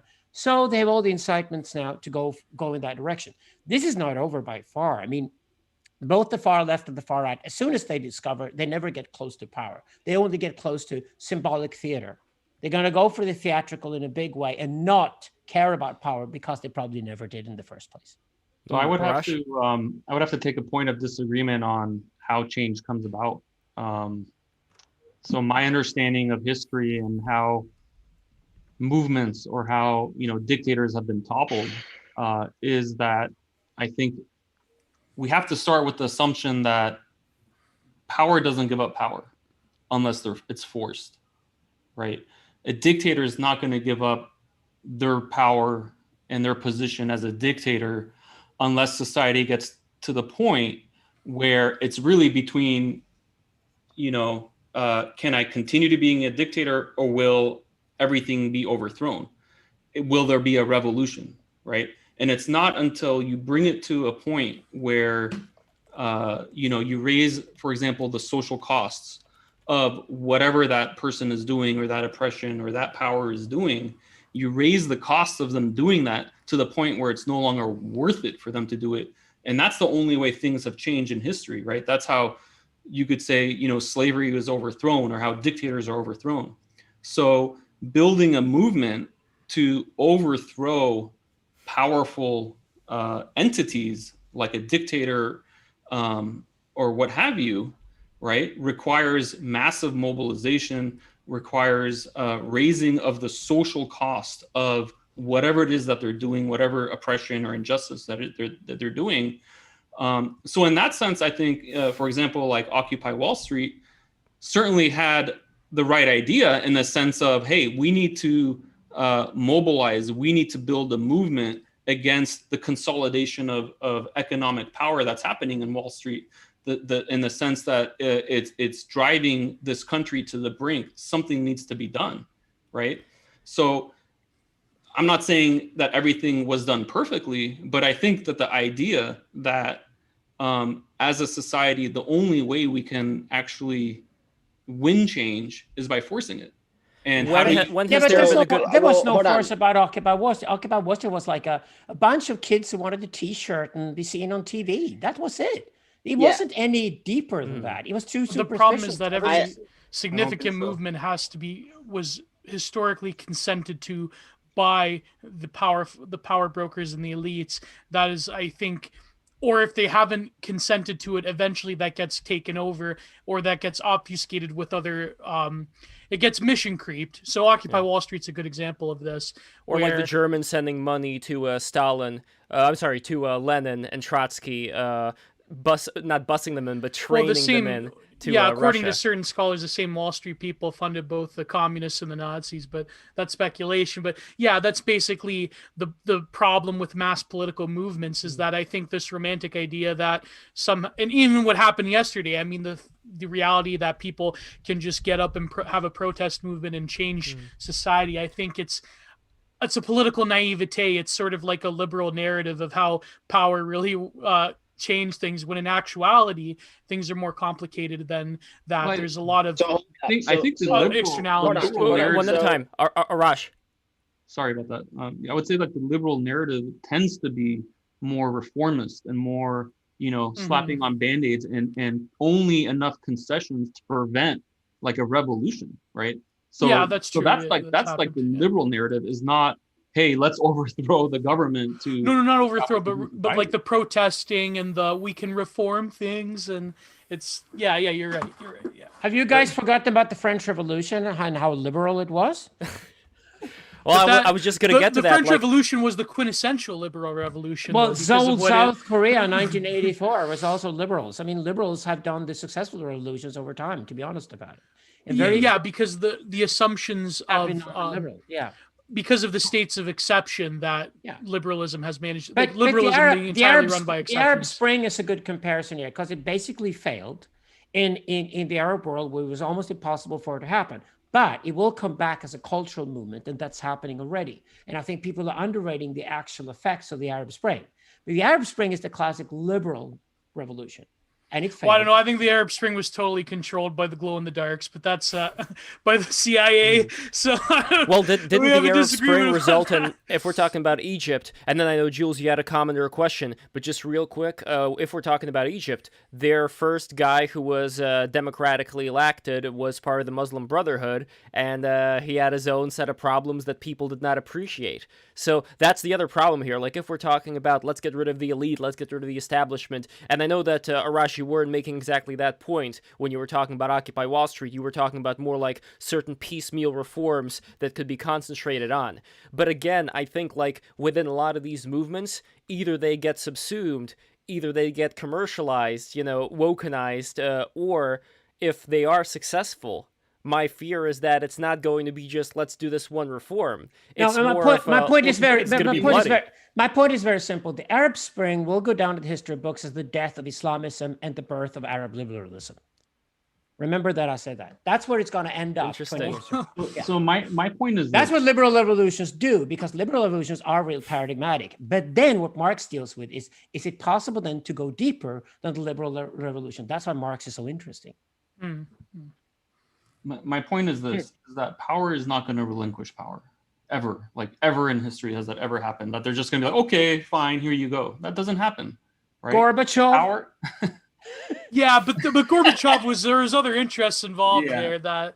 Wow. No, So- it's just that the Soviet Union was so decadent and so fat and so lazy, it just fell apart. That Arash, happens, Arash. Arash. That does No, but happen. Arash has a good point. Arash, though. Jules? Power- No, but I think if you're thinking about power, which is a popular word in politics, you have to think Jules of about yourself. power. You have to think of yourself as playing a chess game against power, right? Just what's that movie, The Seventh Seal, with the guy playing the chess game against death? So you're playing a chess game against power, and you should assume that if that person or that conglomerate or that faceless other, that thing you can't put your finger on quite, but Occupy Wall Street, you could say, was a representation of this discontent. They go, something's not right, something's not adding up, there's a lot of imbalance, we got to mobilize, we have to represent our discontent, let's do something about it. Mhm. But it's an empty move, right? As in, it's very symbolic, but if you want to really think But about how power what else works, is there? What Okay, else is so- there in history other than you other need than to building make good moves. You need to make good moves, right? Like if you're horrible with your moves, you're just going to lose every time. If you want to see how power works, okay, you You have have to have the right think finishing about- moves. No, you don't even need the right finishing moves. You need the right responses on very basic things. So think about how legislation works right now. Indoor dining is illegal in New York City. Why? Because they don't want the virus spreading in a contained environment, in a closed environment. So what have we done? We have built shacks on the sidewalk that are really small. And so outdoor dining is indoor dining. But because the letter of the law describes this regulation this way, that's what you get. So your intentions don't matter for squat when it comes to, okay, this is what we want the outcome to be. Let's write a law and let's hope then that affects the behavior and the changes we want. right? If you can't even figure out how you're just over and over and over again making the same basic mistakes, they will trip you up every time. And it's not that power won't give up power, it's that power is laughing at you while you just keep losing all your pawns and your knights and your bishops and your rooks, and they are just skating around you. And you can't even fathom it. And you're just thinking you just want to jump right ahead to checkmate, and you can't even get an opening. You can't even build your board. I think I understand what you're saying. And so my response would be that I don't think we're remotely close to this sort of revolutionary moment tomorrow. Okay, I'm not that naive as Alexander has pointed out. I don't think that. I think these are long-term goals. I would point to, for example, the civil rights movement, the overthrow of slavery, the overthrow of various dictators in history. That generally people who are powerless, that's all they got. Okay, they have building a mass movement. They don't have anything else, right? We don't own the media. We don't own these tech companies. We do what we can with what we have to build movements, to overthrow authority, and to overthrow power, right? And there could be hold up. The last point I'll make, I promise, is that historically, right? For example, if you look at the civil rights movement, okay, and yes, there's been movement forward and there's been movement backwards, but it was a concerted movement to make gains in society, to make society more fair and more equitable. And it was, in fact, the hard work of building movements, right, against against the wishes of those in power, right? Again, power doesn't concede power unless it's forced, right? Like you can't stop a war, Yes for and example, unless you have such a large movement that your society is on the verge of a revolution, that you get the people in power to be like, well, I'd rather just concede than there to be a revolution, right? It has to be literally at that point. And you cannot build a Arash. revolution in one day. It takes time. Arash. You have to build a movement. Arash, hold on. I have to respond because I think you have to remember that is not the only way that you prevent a war. The reason why Cortez was not wiped out by the Aztecs when they were like outnumbered like 48 to like AOC. 40,000, right? Like they're at like literally Cortez wipes out the Aztecs. How?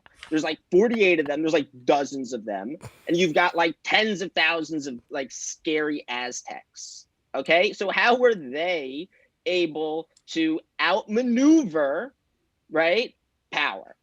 And it was with deft positioning, right? And they were able to prevent a war because they were able to target the most influential people and just get them to stay in line. So you had the people with the most influence were basically focusing on self-preservation. And then over time, they were able to create a favorable climate for them to have an advantage, and then they dominate. So in the same, you have to think in terms of, you don't just need overwhelming force. You don't need to overthrow your opponents. Arash. You need to outmaneuver them. And if you don't Arash. understand the moves they're making, you will lose 100% of the time. Arash. So, so I personally think, I mean, the word naive has been thrown out. I personally think that's naive, right? Because why do I think that's naive? Is because people in positions of power are not going to give it up, okay? You're talking about influencing somebody in a position of power to relinquish any power. It's just not going to happen. It's almost never happened in history. Whereas at least there's historical precedent to movement building. There is historical precedent that movements have actually overthrown dictators. There is historical precedent that movements have gained civil rights or made society. Real quick, by the way, I agree with Arash. Yes. I gotta say I agree with Arash. But that means also the only times the revolutions can happen are at paradigm shifts. So if there's a major tectonic shift where power is located, for example, digital, that's what we're interested in these issues right now. The Arash, I agree with you completely. This is the time, not for the revolution yet, probably just for civil war or something now, but over time, because we're living in the paradigm shift over the next 30 years, and we're shifting everything to digital power-wise, that means that all the power structures that were built on pre-digital, on industrial capitalist society, will evaporate. And a lot of people who go towards power and are obsessed with it will go in that direction, and we can then just pull the rug on them. So I agree with you, Arash. This is only possible because power will stay with power. But if you take the rug from underneath power, if you have that possibility, say a new technology arises that changes the rules of the games forever. We moved from rural to urban. We're now moving from urban to digital. That creates a unique opportunity.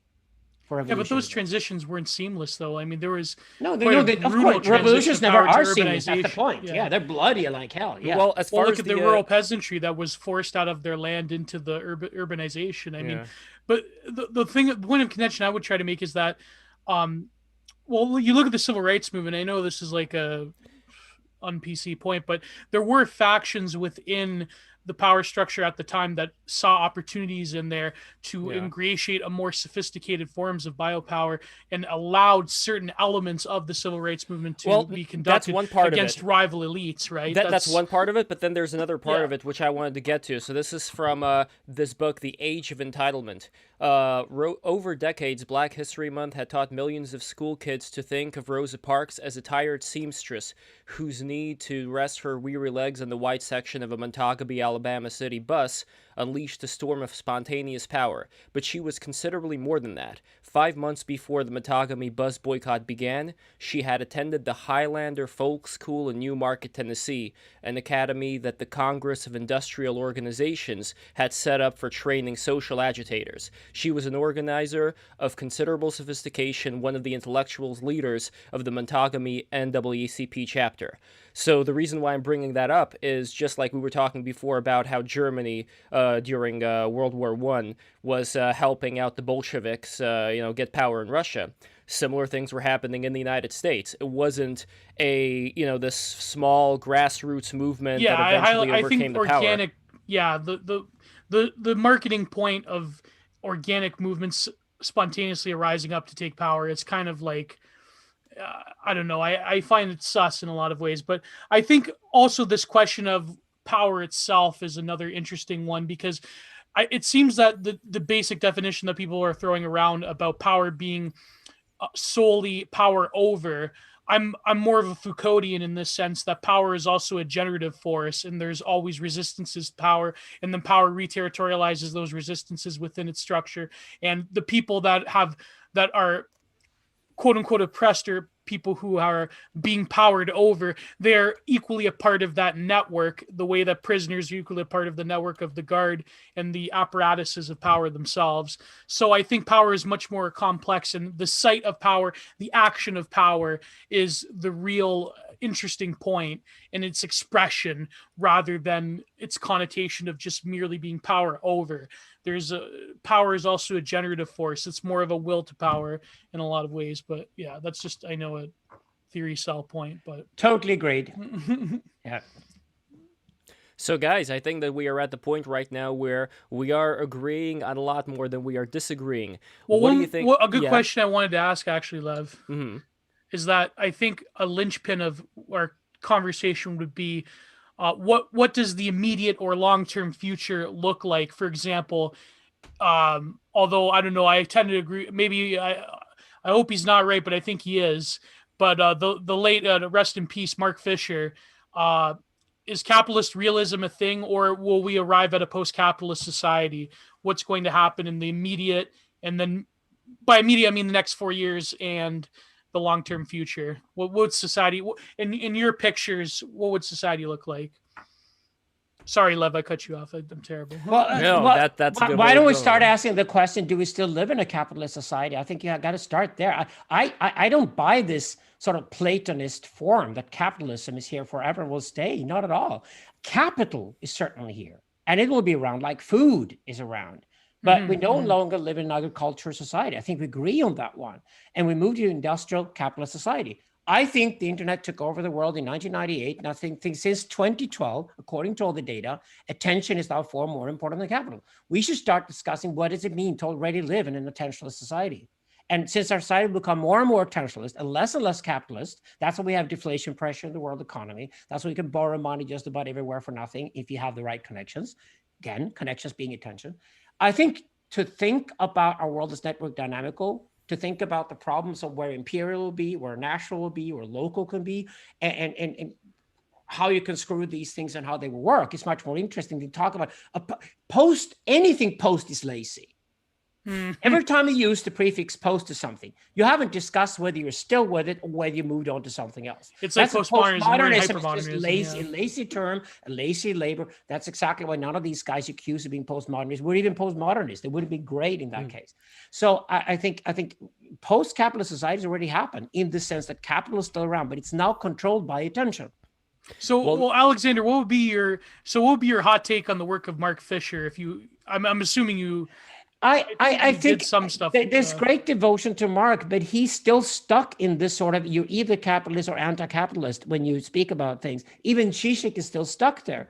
And guys like Zizek, Badiou, and Fisher, it's like they're sitting on the side passively waiting for the Messiah to come in. The way I describe Zizek is, the guy's great, but he's waiting for a big dick up his Slovenian ass because he can't see. Have you ever talked to Zizek, by the way? Yeah, I know Zizek. We work together. Yeah, I work. Oh my God, he's great. Wow. But the thing is, I paid $90 to see him debate Jordan Peterson. I live tweeted. Who do you think came up with that idea? Right? Is that you? I should credit Wow. Peter Lindbergh for that, but yeah, it was a sort of Toronto, Stockholm, whatever combo that came up with that idea. But Oh anyway, my It takes a God. village. It takes a village. Nice. Oh, yes, man. yes, yeah. Slavoj is great. I mean, I'm one of his sons or brothers or whatever. But the fact is that these guys, by attacking capitalism, they're going back into some kind of communist romanticism and not really responding. What's lacking in Zizek's philosophy is a deep understanding of digital. This is what I've been saying for the last 25, 30 years. That's why I'm working with that. And cattle last, ththese new guys that are the Zizekins coming out now, they're definitely doing technology because he refused to do it. He didn't get it. And he's like a mass media person still talking about politics and academia and the mass media, like if that would still be important. He's an old guy. This is the most None of fire that is take important criticism I've anymore. heard of Zizek, by the way. This is fucking fire. I can't believe this. Only Break the Rules has delivered this fire. That's So- right. Yeah, we also okay. have a great comment from Alexander. Bard stole Geo's money. No! Did I? Well, he stole my money in more ways than one. That's so right. it's- And speaking of money, send us super chats and also go to patreon.com/breaktherules. If you become a patron, number one, you are going to get access to the btr-chat. As a patron, you can post in btr-chat. You can post images, stuff like that. And also, you become a percolator. So you have the percolator Lev, do not hidden tell them they chat. could post images, please. We have No, too if you're a much patron, trouble with that. They have money. They have Posting money images in riding the on it. They chat. have $5, at least $5 riding on that. So I think they're gonna follow the rules. So anyway, Hopefully. if you become break the rules. If you become a $20 patron, you are going to get a very beautiful magnet created by my father Alexander Polyakov. Look at the textures of these beautiful looking magnets, refrigerator magnets. You're gonna get one every single year. And if you become a $30 patron, you are going to get a beautiful print from Giovanni Panicetti. Look at him go. This is exactly as fast as it takes to make one of these beautiful prints. When we're playing And the clip, that's we right. can't see it, but yeah. Yes, and this is from the TFW No GF series. And if you become a $50 patron, you are not only going to get all those, you are also going to get from Jules a beautifully painted. What is that series called again? Just call it a Warhammer figurine, 40K. bro. Just call it a figurine because it's going to go from figurine. Warhammer to other things. Good. Warhammer. Oh, great. Okay. And you are also going to get for $50 a custom, and this is going to be very interesting. So a custom printout of whichever logo from that was painted by my father Alexander Polyakov. So for example, he painted today's logo with Arash and Bard and Afida as a fairy sitting on Bard's head. So if you want a custom printout of that, we're going to make that for you. And not only that, but also with all these other things, you are also going to get a custom magnet. Whatever design you want, my dad's going to make it for you. A custom beautiful wooden refrigerator magnet. And on top of that, this is how much the $50 patrons get treated well. Here we go. On top of that, Geo is going to send you a drawing of the Bob Ross Persuasion. Painting, on paper, a Bob Ross sketch painting, yeah. So in the Yes. style of Bob Ross.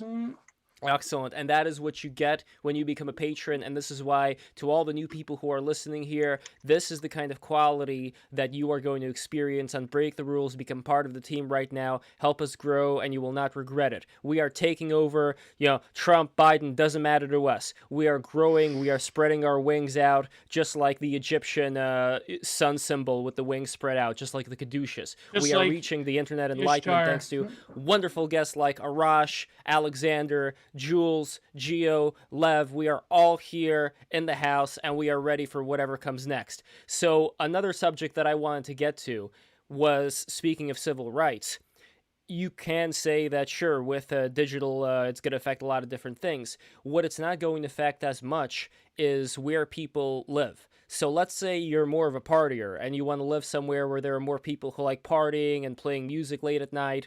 So it should be easier for people to have communities that resonate with each other. And if there are people who want more quieter, they could choose quieter communities. And I don't think it's necessarily like, obviously, the more space you have around you, the less noise you're going to hear. And sure, there's like a lot of different things going on today with real estate, but how exactly can we create this kind of society? Maybe it's already in the way created and we don't even need to do anything about it. But is there any way to make people vibe with each other much more so that, like, how Joe Rogan was talking about, if only I could live around my friends and like people that I care about. It seems like people are extremely isolated today, and I want to revert that to more of this whole community type of deal, but I just don't know how to go about that. Well, you can pick Gabbard as the next president in 2024. That would solve it. Not very likely, though. I think we have 30 to 50 years ahead of us that are going to be violent and bloody and dark and apocalyptic to a large extent. I think the threat against the planet and against our survival are very real. Not climate change, though. It would just be very costly. But there are other threats like atomic bombs coming out of another 15, 20 countries in the next 10 years, sitting on drones, which will be much more problematic. I don't think we're in control. Not at all. And I think that's why we're now going for TV stars as presidents and things. And it's going to get worse before it gets better. Certainly so. I think the apocalypse, I think these are apocalyptic times. And I think yesterday with this Congress being stormed, that's just the beginning of it. Yeah, well, it's just the beginning. Apocalypse also means to reveal something that was hidden before. So when it comes to, like, I don't know. I am of two minds when it comes to how much is really like the juicy stuff, the good stuff that's been hidden from us as far as secret technology, you know, so we don't need to use this oil, stuff like that. I don't know. I am totally amiss when it comes to that, but I wonder if there are certain things that have been hinted at time and time again that we are kind of being veiled away from, and with this quote-unquote apocalypse, maybe some of us who are knowledgeable about this will be able to utilize certain things that other people just aren't aware of and be able to be more successful.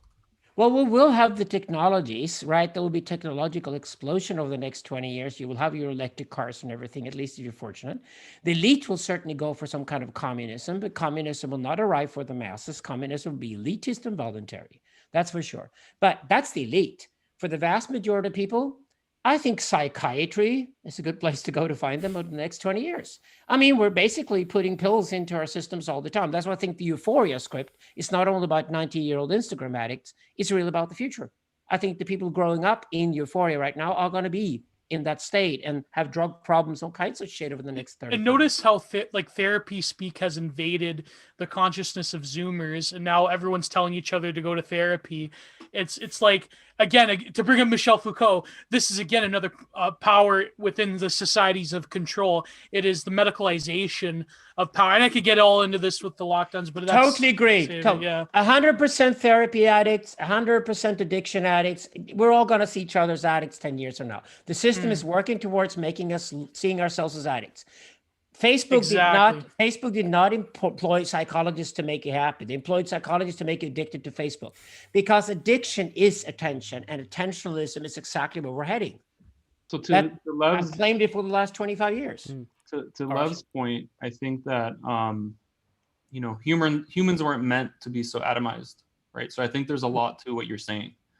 You know, part of what I'm writing about in my book is about human nature and how we evolved as a social species, and the societies that we have today are just so alienating and so atomizing that we just crave that connection, right? I mean, yeah, how amazing would it be to feel that sense of community, to feel that social esteem, to live among your peers, you know, the people who you may share interests with, or you know, who you love and love to spend time with, right? I think these are all things, and just even going back to the previous question about like, what does the next, you know, 4 years, what does the next 8 years or 12 years look like? You know, I think for me personally, right, and the reason I'm here is to raise consciousness that it doesn't have to be this way, right? I mean, if there's one message I'm trying to get across, is that we can run society in a more fulfilling way where our most basic human needs, right, are met, like freedom, right? The ability to have a say in the things that affect our lives, to feel connected to each other, to not be so torn apart by, you know, Facebook atomization and consumerization and all this bullshit, right? That we can strive to something better. And that if we agree, right, which I think even at the beginning, we said, hey, the more decentralization we go, the more, fair we go, X, Y, and Z, whatever it is, right? The more we take our society in that direction, the better, but we better do it quick, right? Because I think everybody here would agree, we don't have a lot of time, right? I mean, capitalism is destructive, especially the way its mechanisms are working this very day, right? We got environmental degradation, we got international hostilities, the very real threat of nuclear wars. I mean, this is not a world where I would want my children or grandchildren to live in. And I don't think any of us do, right? So unless we get to a better place and we raise consciousness that, hey, we can do better than this. And then the second step is what we talked about earlier as well, is, well, then how do we move in that direction? And maybe we don't have all those answers, but I sure as hell know that we better start thinking about it and talking about it. Do you think, and this is kind of a controversial take, but do you think it makes sense what Rand Paul was talking about? This was back in the day when he was talking about the 1964 Civil Rights Act, and pointed out that while he agrees with pretty much all the articles, the one that he does not agree with was the one that basically got rid of now freedom of association, which was inherent in the First Amendment freedom of assembly. And do you think that certain legal structures that were created, for the good to have more civil rights and things of that nature may have created something that maybe right now we're not seeing that much of a disastrous effect of, but in the future may kind of create a favelized society where people are stuck together who may not necessarily want to be there with each other? Or am I reading too much into it and it's all going to work out and this is more of a boogeyman that's not that relevant? Certainly in any good society, people should be free to leave any association they want to leave or want to leave. They should be free to leave. I mean, that I think is at least should be obvious, that we should not be forced into a community that we're not happy with or fulfilled in or whatever. So, but it also ties into it can be, but it can be, but hold on, but it can be a semantic thing, because let's say you're free to leave America, but let's say in 15 years, no other country would allow Americans in, right? So you're free in America, but you physically can't go anywhere else. So it's a semantic thing. Well, that's just not very likely. That's not very likely at all. No, I don't mean it. I don't mean it like that. If you're Jimmy Kimmel, like if you're Jimmy Kimmel, you have a contract to be a show host 5 days a week.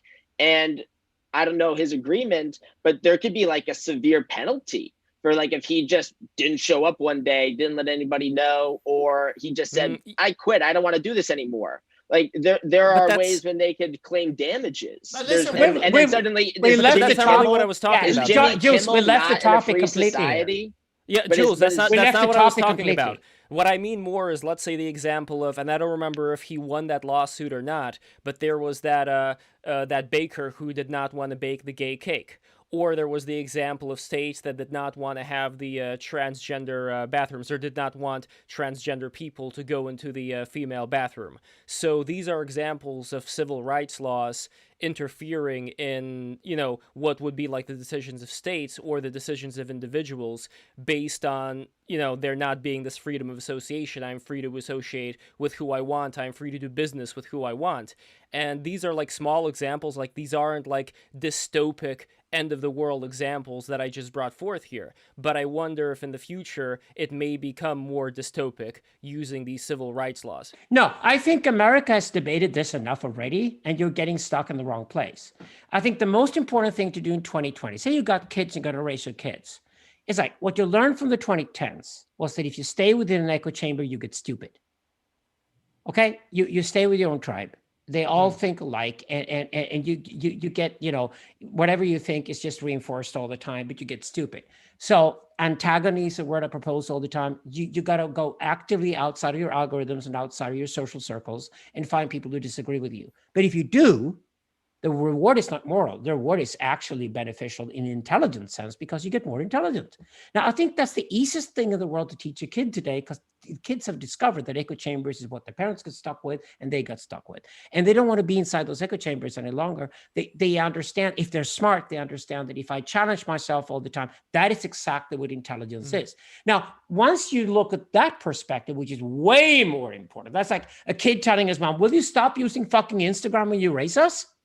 We don't want to be photographed all the time to your lady friends as if we were accessories. We want to be children, right? When kids react that way, they're outside of the echo chamber. That's what I'm looking for right now. These sort of extreme examples of the most extreme people being in the most extreme positions in relation to other most extreme people in a society like America are just debated constantly in America. They're just hypothetical, symbolic Well, issues. there are non-hypotheticals, nothing though. to do with reality. I don't think There are non-hypotheticals that I've thought of right now. So like in Sweden, and you could tell me if this is a big problem or not, where here in America, people we are don't looking even at Malmo. debate whether a trans person or a non-trans person No, I don't goes mean to the that. No, bathroom. I'm It's talking a silly about, question. I'm talking about the Silly question. migrants. No, I'm talking about the migrant situation there. So if people are living together and doing business with people, these youths that are causing a lot more trouble than the other youths in the neighborhood used to, that is, to me, at least an example of not a great situation. We don't have a migration problem in Sweden. We have an integration problem in Sweden. We have a problem with it. Many of the people who came here came from war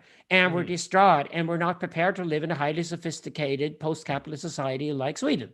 That was the problem. I'm totally pro-immigration in Sweden. Anybody comes to this country and has a bag of money and a job should get in right away without any opposition. But if people come here and drag a whole family of 18 people with them and none of them is ready to work in our kind of society, that is problematic when you're letting go, because all the kids are going to be criminals within a generation. That is an integration problem. It's not. Migrating people have always been winners. Today, if you look at the world map, the 5 categories of people, the ultimate winners are exiled Persians, exiled Indians, exiled Chinese, exiled Nigerians. Now, if you go anywhere in the world, they're winners. They're overachievers. That's why exiled Nigerians coming to America make 4 times more money than Afro-Americans do, because they don't get stuck with the whole slavery story. They're proud of themselves and they work hard. That is always the recipe for success. I'm pro-migration.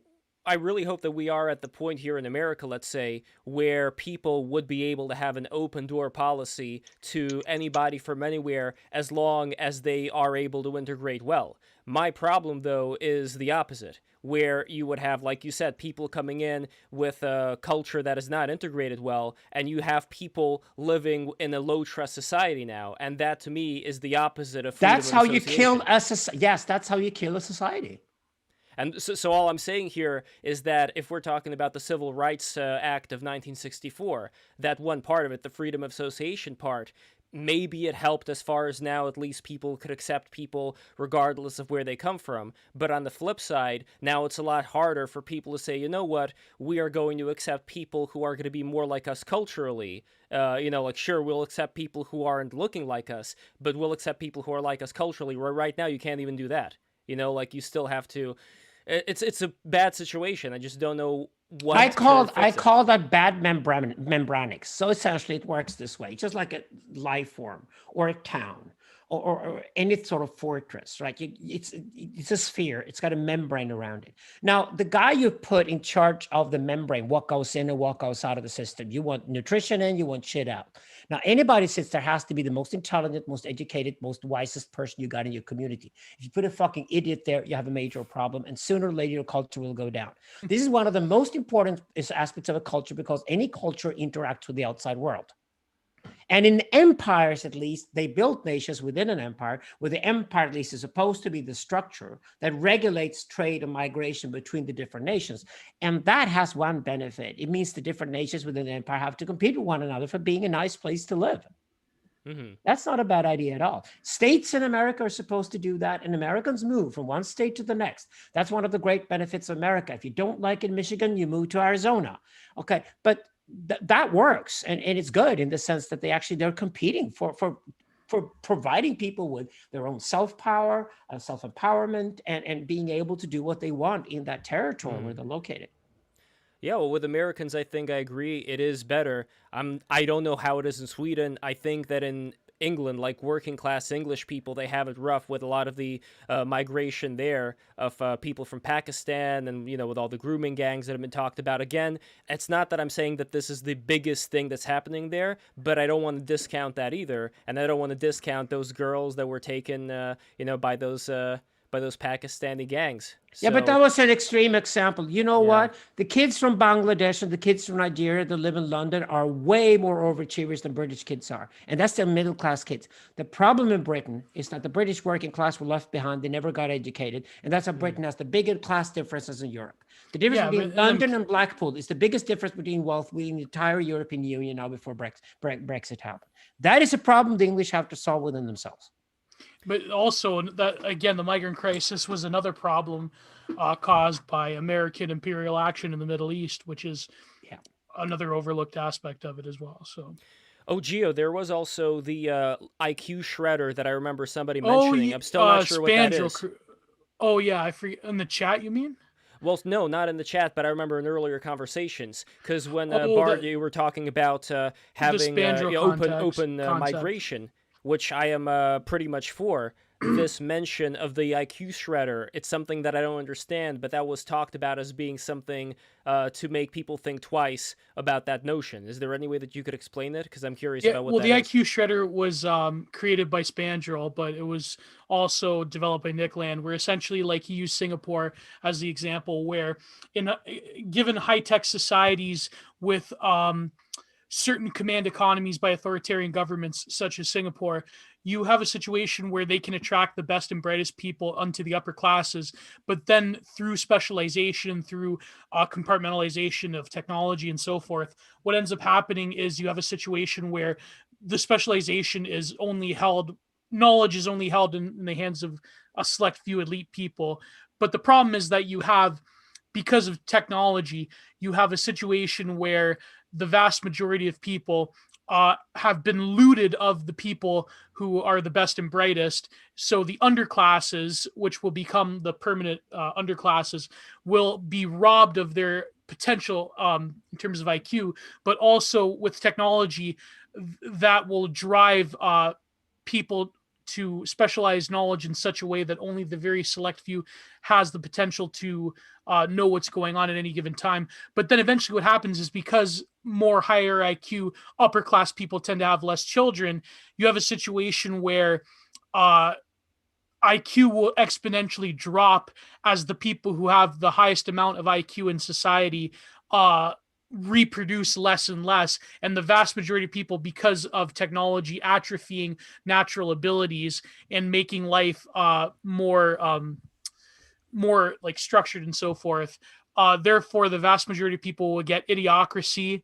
In other words, this is like the plot line of Idiocracy, and fewer and fewer people will have the know-how and the tech to actually innovate in society or know what's going on at any given time in terms of how these various complex systems work. So that's like Spandrel's concept of the IQ shredder, and that is I think a very good potential. I don't think IQ works exactly that way, but it is true that I would Arash? love to retire the IQ slang. Like, if we're gonna, like, I Oh, would sure, rather well, be inscrutable in different ways, because it's just Sure, no. that's well, the maybe we problem. can get is Spandrel on one day. Who it's knows? like, Yeah. how do we get the coolest people to create an in-group instead of the terminally, like, ineffectual?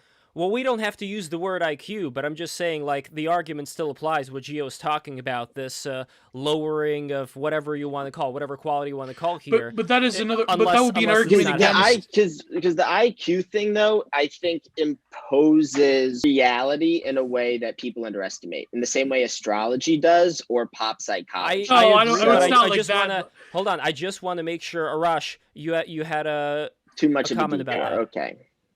I was just gonna say that I mean it's by design, of course. It's like control, right? So if you build people specializing in this cog and it's different set of people specializing in this cog, they don't know how their cogs work in relation to Yeah. the other cogs, right? So that's the type of educational system you get in authoritarian societies, right? And you see a lot of it here in the US as well. There's so much specialization oftentimes where people might be engineering some minute part of a subpart not realizing that it's going to be put together for their own self-destruction at some point. But a Spandrel's idea here of the IQ shredder, if there was no immigration at all, would it play out any differently? That's what I'm confused that was about. going to say, Lev. It's an argument against.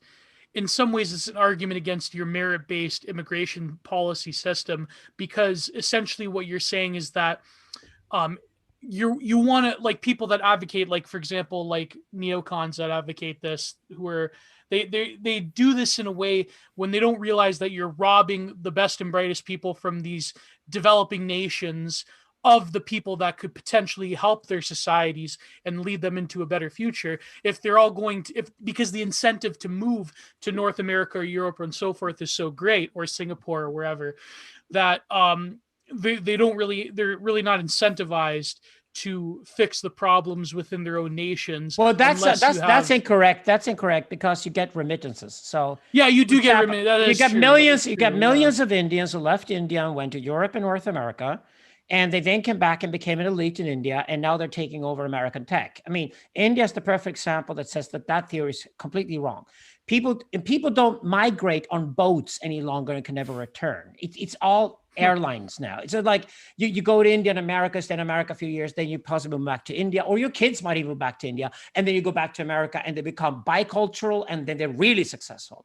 I am a strong proponent of cosmopolitanism. I think IQ tests measure nothing but the capacity to make an IQ test. They're ridiculous. No, human beings are way more than intelligent. They also have to be transcendent. They have to aspire. They have to have drive. None of those things are measured in stupid IQ tests. That's what men. Yeah, that's true. Nobody wants to sleep with Mensa, guys. Get over it. So, cosmopolitanism, do culture studies instead of focusing on these minor things. And by the way, there are cultures where the wealthy people are the only ones with kids, and poor people can't afford it. South Korea and Sweden are two examples. That also makes this theory wrong. But at the end of the day, cosmopolitanism is that we know for a fact the Silk Route was the most successful construction ever done until the Mongols came around. It worked wonderfully. For 3,000 years, it created more prosperity, more wealth, and more distributed power than anything we ever invented. So trade routes are key to wealth, and trade routes are key to people being happy, and trade routes are key to people traveling and seeing other cultures and getting immersed in other cultures. And this is probably, Arash agrees with me, people are not afraid of strangers unless they're trained to be afraid of strangers. So that is why these cosmopolitan places, we should study them more, like cities like Istanbul. How does Istanbul work for like thousands of years, and how they become successful? These cosmopoles have worked for thousands of years. And when I argue with nationalists in Europe, I always said, well, your nation has been around for what, 300 years, something? I know cities like Rome and Cairo and Xi'an in China being around for thousands of years. The cities are way more interesting. And this is the case for cosmopolitanism. And I think it's also a case that we can't do ecotopianism and save the planet unless we also in parallel become cosmopolitan. And Singapore works because people have moved there from all over the place. So Singapore is like a trade route center for Indians and Chinese and Americans and the Europeans. And of course, it is the capital of Southeast Asia. That's why it's so damn prosperous. Now, if you look at it that way, but the problem nowadays is that what's happening is that we're seeing the rise of a very rootless political class among all of these nations that are largely educated in the West, and then go back to their host nations, for example, the Chinese princelings, where they have more in common with each other than they do the peoples of their own nations. And by the way, to that person in the chat, I do know my shit. I'm sorry. I know I like to name drop a lot, but I wasted a lot of years in university, so don't worry about it. I'm pro name dropping, that, bro. including dropping all your names. There you go. And by the way, let's go to but that's the problem. Okay. I think is that we're seeing this rise of a autonomous political class that has no interest in, or very few tangible interests in the nations of their origin. They have more in common with each other than they do average people. So I get what you're saying. Cosmopolitan is more of an ancient force than I think like a lot of people on the right in my sphere like to think of it as. But it still had a certain kind of style. If we're talking about, maybe I'm wrong here, maybe it was like all over the place, but it seems like ancient Rome or ancient Greece or like any cosmopolitan city had its own flavor. The fear that people have today, whether it's justified or not, is that I go to New York, I'll go to Tokyo, and 100 years from now, they'll both resemble each other, and they'll both have these architectural monstrosities, and there's not going to be anything cultural about any of these cosmopolitan cities anymore. No, I don't think that. I think that's why Arash and I do philosophical work about decentralization is a sexy idea. And if Athena would still be here today, when she's learning architecture today, she's learning not to build standard. Because actually we know that local is more important in the sense that if you're going to travel, you don't want Tokyo and New York to look the same. That was during the industrial age. We were both cities that all look the same. Now we have so many ideals. People are leading Manuel de Lund at Princeton before they do architecture these days. You lead Deleuze before you do architecture these days. I mean, you no longer think of yourself as a king who's supposed to dictate how people should live their lives any longer. You're much more interesting. Why don't I build something where I figure out how people actually will live? They will then live that way, and then I redesign it 5 years later so people feel it's more humane. We are getting much closer to understanding how people want to live, and we are building accordingly, and we're also building more locally, because it's more interesting. It's like you don't want to have 50 rides that are all the same at Disneyland. You want to have 50 different rides. And because we live increasingly in a traveling touristy world, and we will again after the corona, we'll travel more than ever. And traveling is experience, and experience gives attention. So it's an incredibly important part of tertiary society. No, I don't think that's the case at all. I think we'll have more extreme, experimental forms of locality. Well, just a real quick aside here about the extremes is if you look at the ancient Egyptian, the columns, they have these flower things on it, like palm trees or whatever. They're supposed to be like these flat tongue-looking things that are sticking out. They look very attractive. They look different from the Greek ones, and they look different from the Roman ones, but they still have this sense of sacred geometry. My big concern is like, it's not that big of a concern, but it's like, if we have people just experimenting everywhere, that's great, that's beautiful. But if they're going to impose their own idea of, why don't I make this wacky structure and have people live with it, even if it may, fit people's expectations as far as a habitat, it may still throw people off psychologically if it's going to look like some weird monstrosity that's going to be very antithetical to sacred geometry and humanity. Well, then good for them, because I hate sacred geometry already. I get bored with it. Right, and it's also way worse. Creativity is not building the expected. That's exactly what's not creative. Yeah, standard. That is what standard is. Yeah. I see your point. If you live in France and you're paying high taxes, and then suddenly you see a giant butt plug outside the Louvre, and you're being told it's a Christmas tree. Like, I understand having a qualm with that, because in a way you've been, without any choice, you've been extorted to participate in funding something that you find like displeasing to your senses. But if it comes to like, you want to regulate your own cul-de-sac and you don't want someone to paint their door red because it might affect the house value, or someone's not mowing their lawn and it looks like a jungle out there, and then suddenly that's affecting the house value. Those are different scale problems, right? Wait, Jules, you don't like Jeff Koons? One size fits all.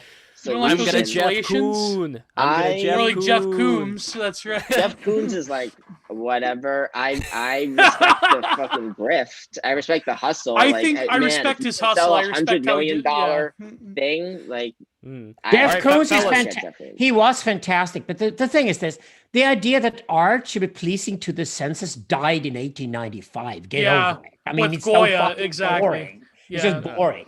It's just banal, right? So creativity cannot be banal.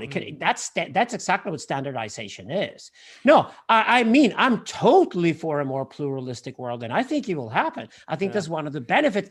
That's why I'm talking about a dark renaissance. That meaning we're going to have the Middle Ages. It's going to be violent, possibly bloody. It's a paradigm shift on a massive scale. We have not figured out yet what's going to be imperial, what's going to be national, what has to be local. All these different spheres we're working with at the moment is incredibly difficult to go through, and people are terrified of the enormous complexity being thrown into. But for artists, this is a golden age.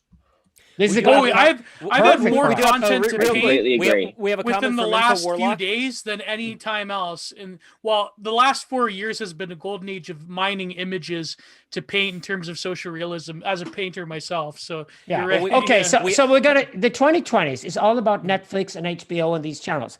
The thing is that a lot of what they'll put out there'll be junk, but we're gonna see amazing quality of really intense storytelling over the next 10 years and new genres we never thought could happen. I think if you're a script writer today writing good scripts, say you're Sam Henderson who did Euphoria, for example, you're in for a ride. I mean, because the money being thrown right now at sort of qualitative cultural production around the world, and the fact that Americans are finally watching foreign storytelling and are okay with subtitles, which the rest of us always were. That's how you learn other languages to begin with. And the fact that, say, a Norwegian dark, crime thing can be hit in America. This is so fucking liberating. You can be naked and nude and fucking swear finally in America. It's just, that is cultural. That is dark renaissance to me. I think the 2020s are golden in this sense.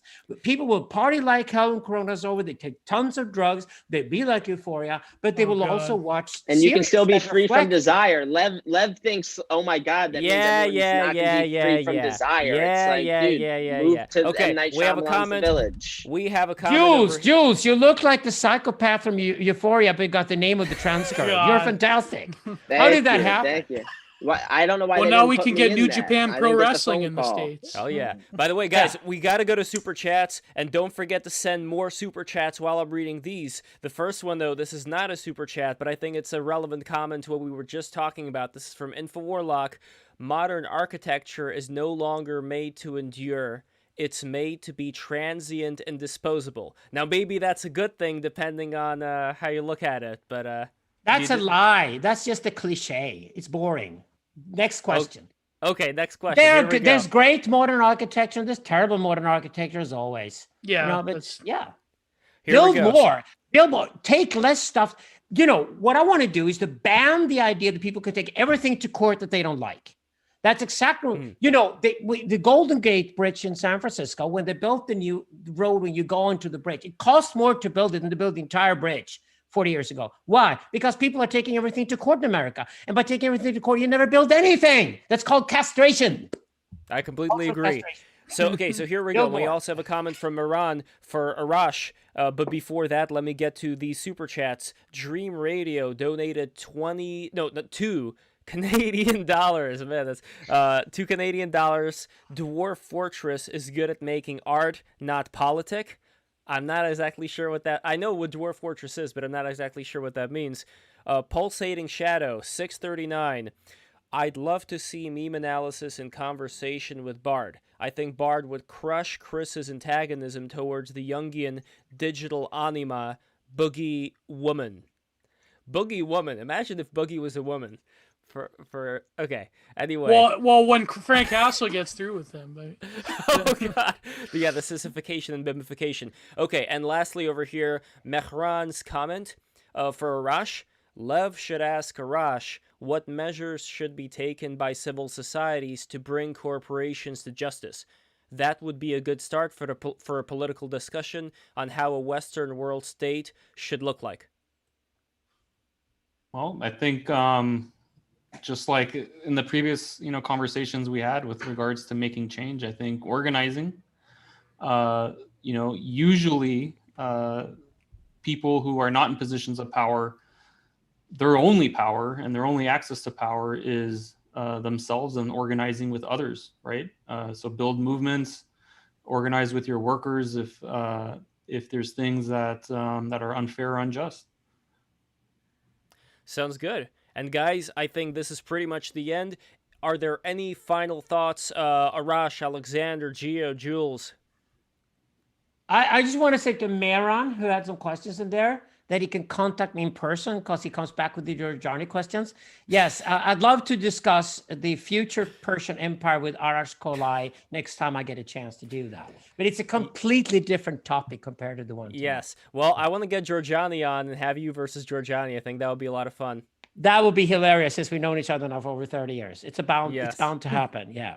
It is about to happen. Well, actually, he's a Gnostic and I'm not. That's the big difference. And Mehran knows that. It's going to be so much fun. So, guys, I want to thank everybody for doing this. We are blowing up right now thanks to your help. We are at 2,500 and more subscribers now, all thanks to your participation in this thing, growing this thing. Arash, such a great pleasure to have you here. Thank you so much, my friend, for coming here. Same Thank thing, you. Alexander. Thank you so much. Gio, Jules. You guys are legends. Yeah. So are you, and I name drop you the rest of my life. Woo! Thank you guys so much. Likewise. All right. Thank This you all is for it. Big love. coming. Big Yes. love. This It's is been the great. end. I Another love great you all. Take care. addition. Don't forget to subscribe. Everybody who is watching this right now, the 79 people, subscribe right now, and you will not regret it. I love you all. We love you all, and I hope that you all are going to prosper. And I saw that already. Mwah! Good night, everybody. Good night and God.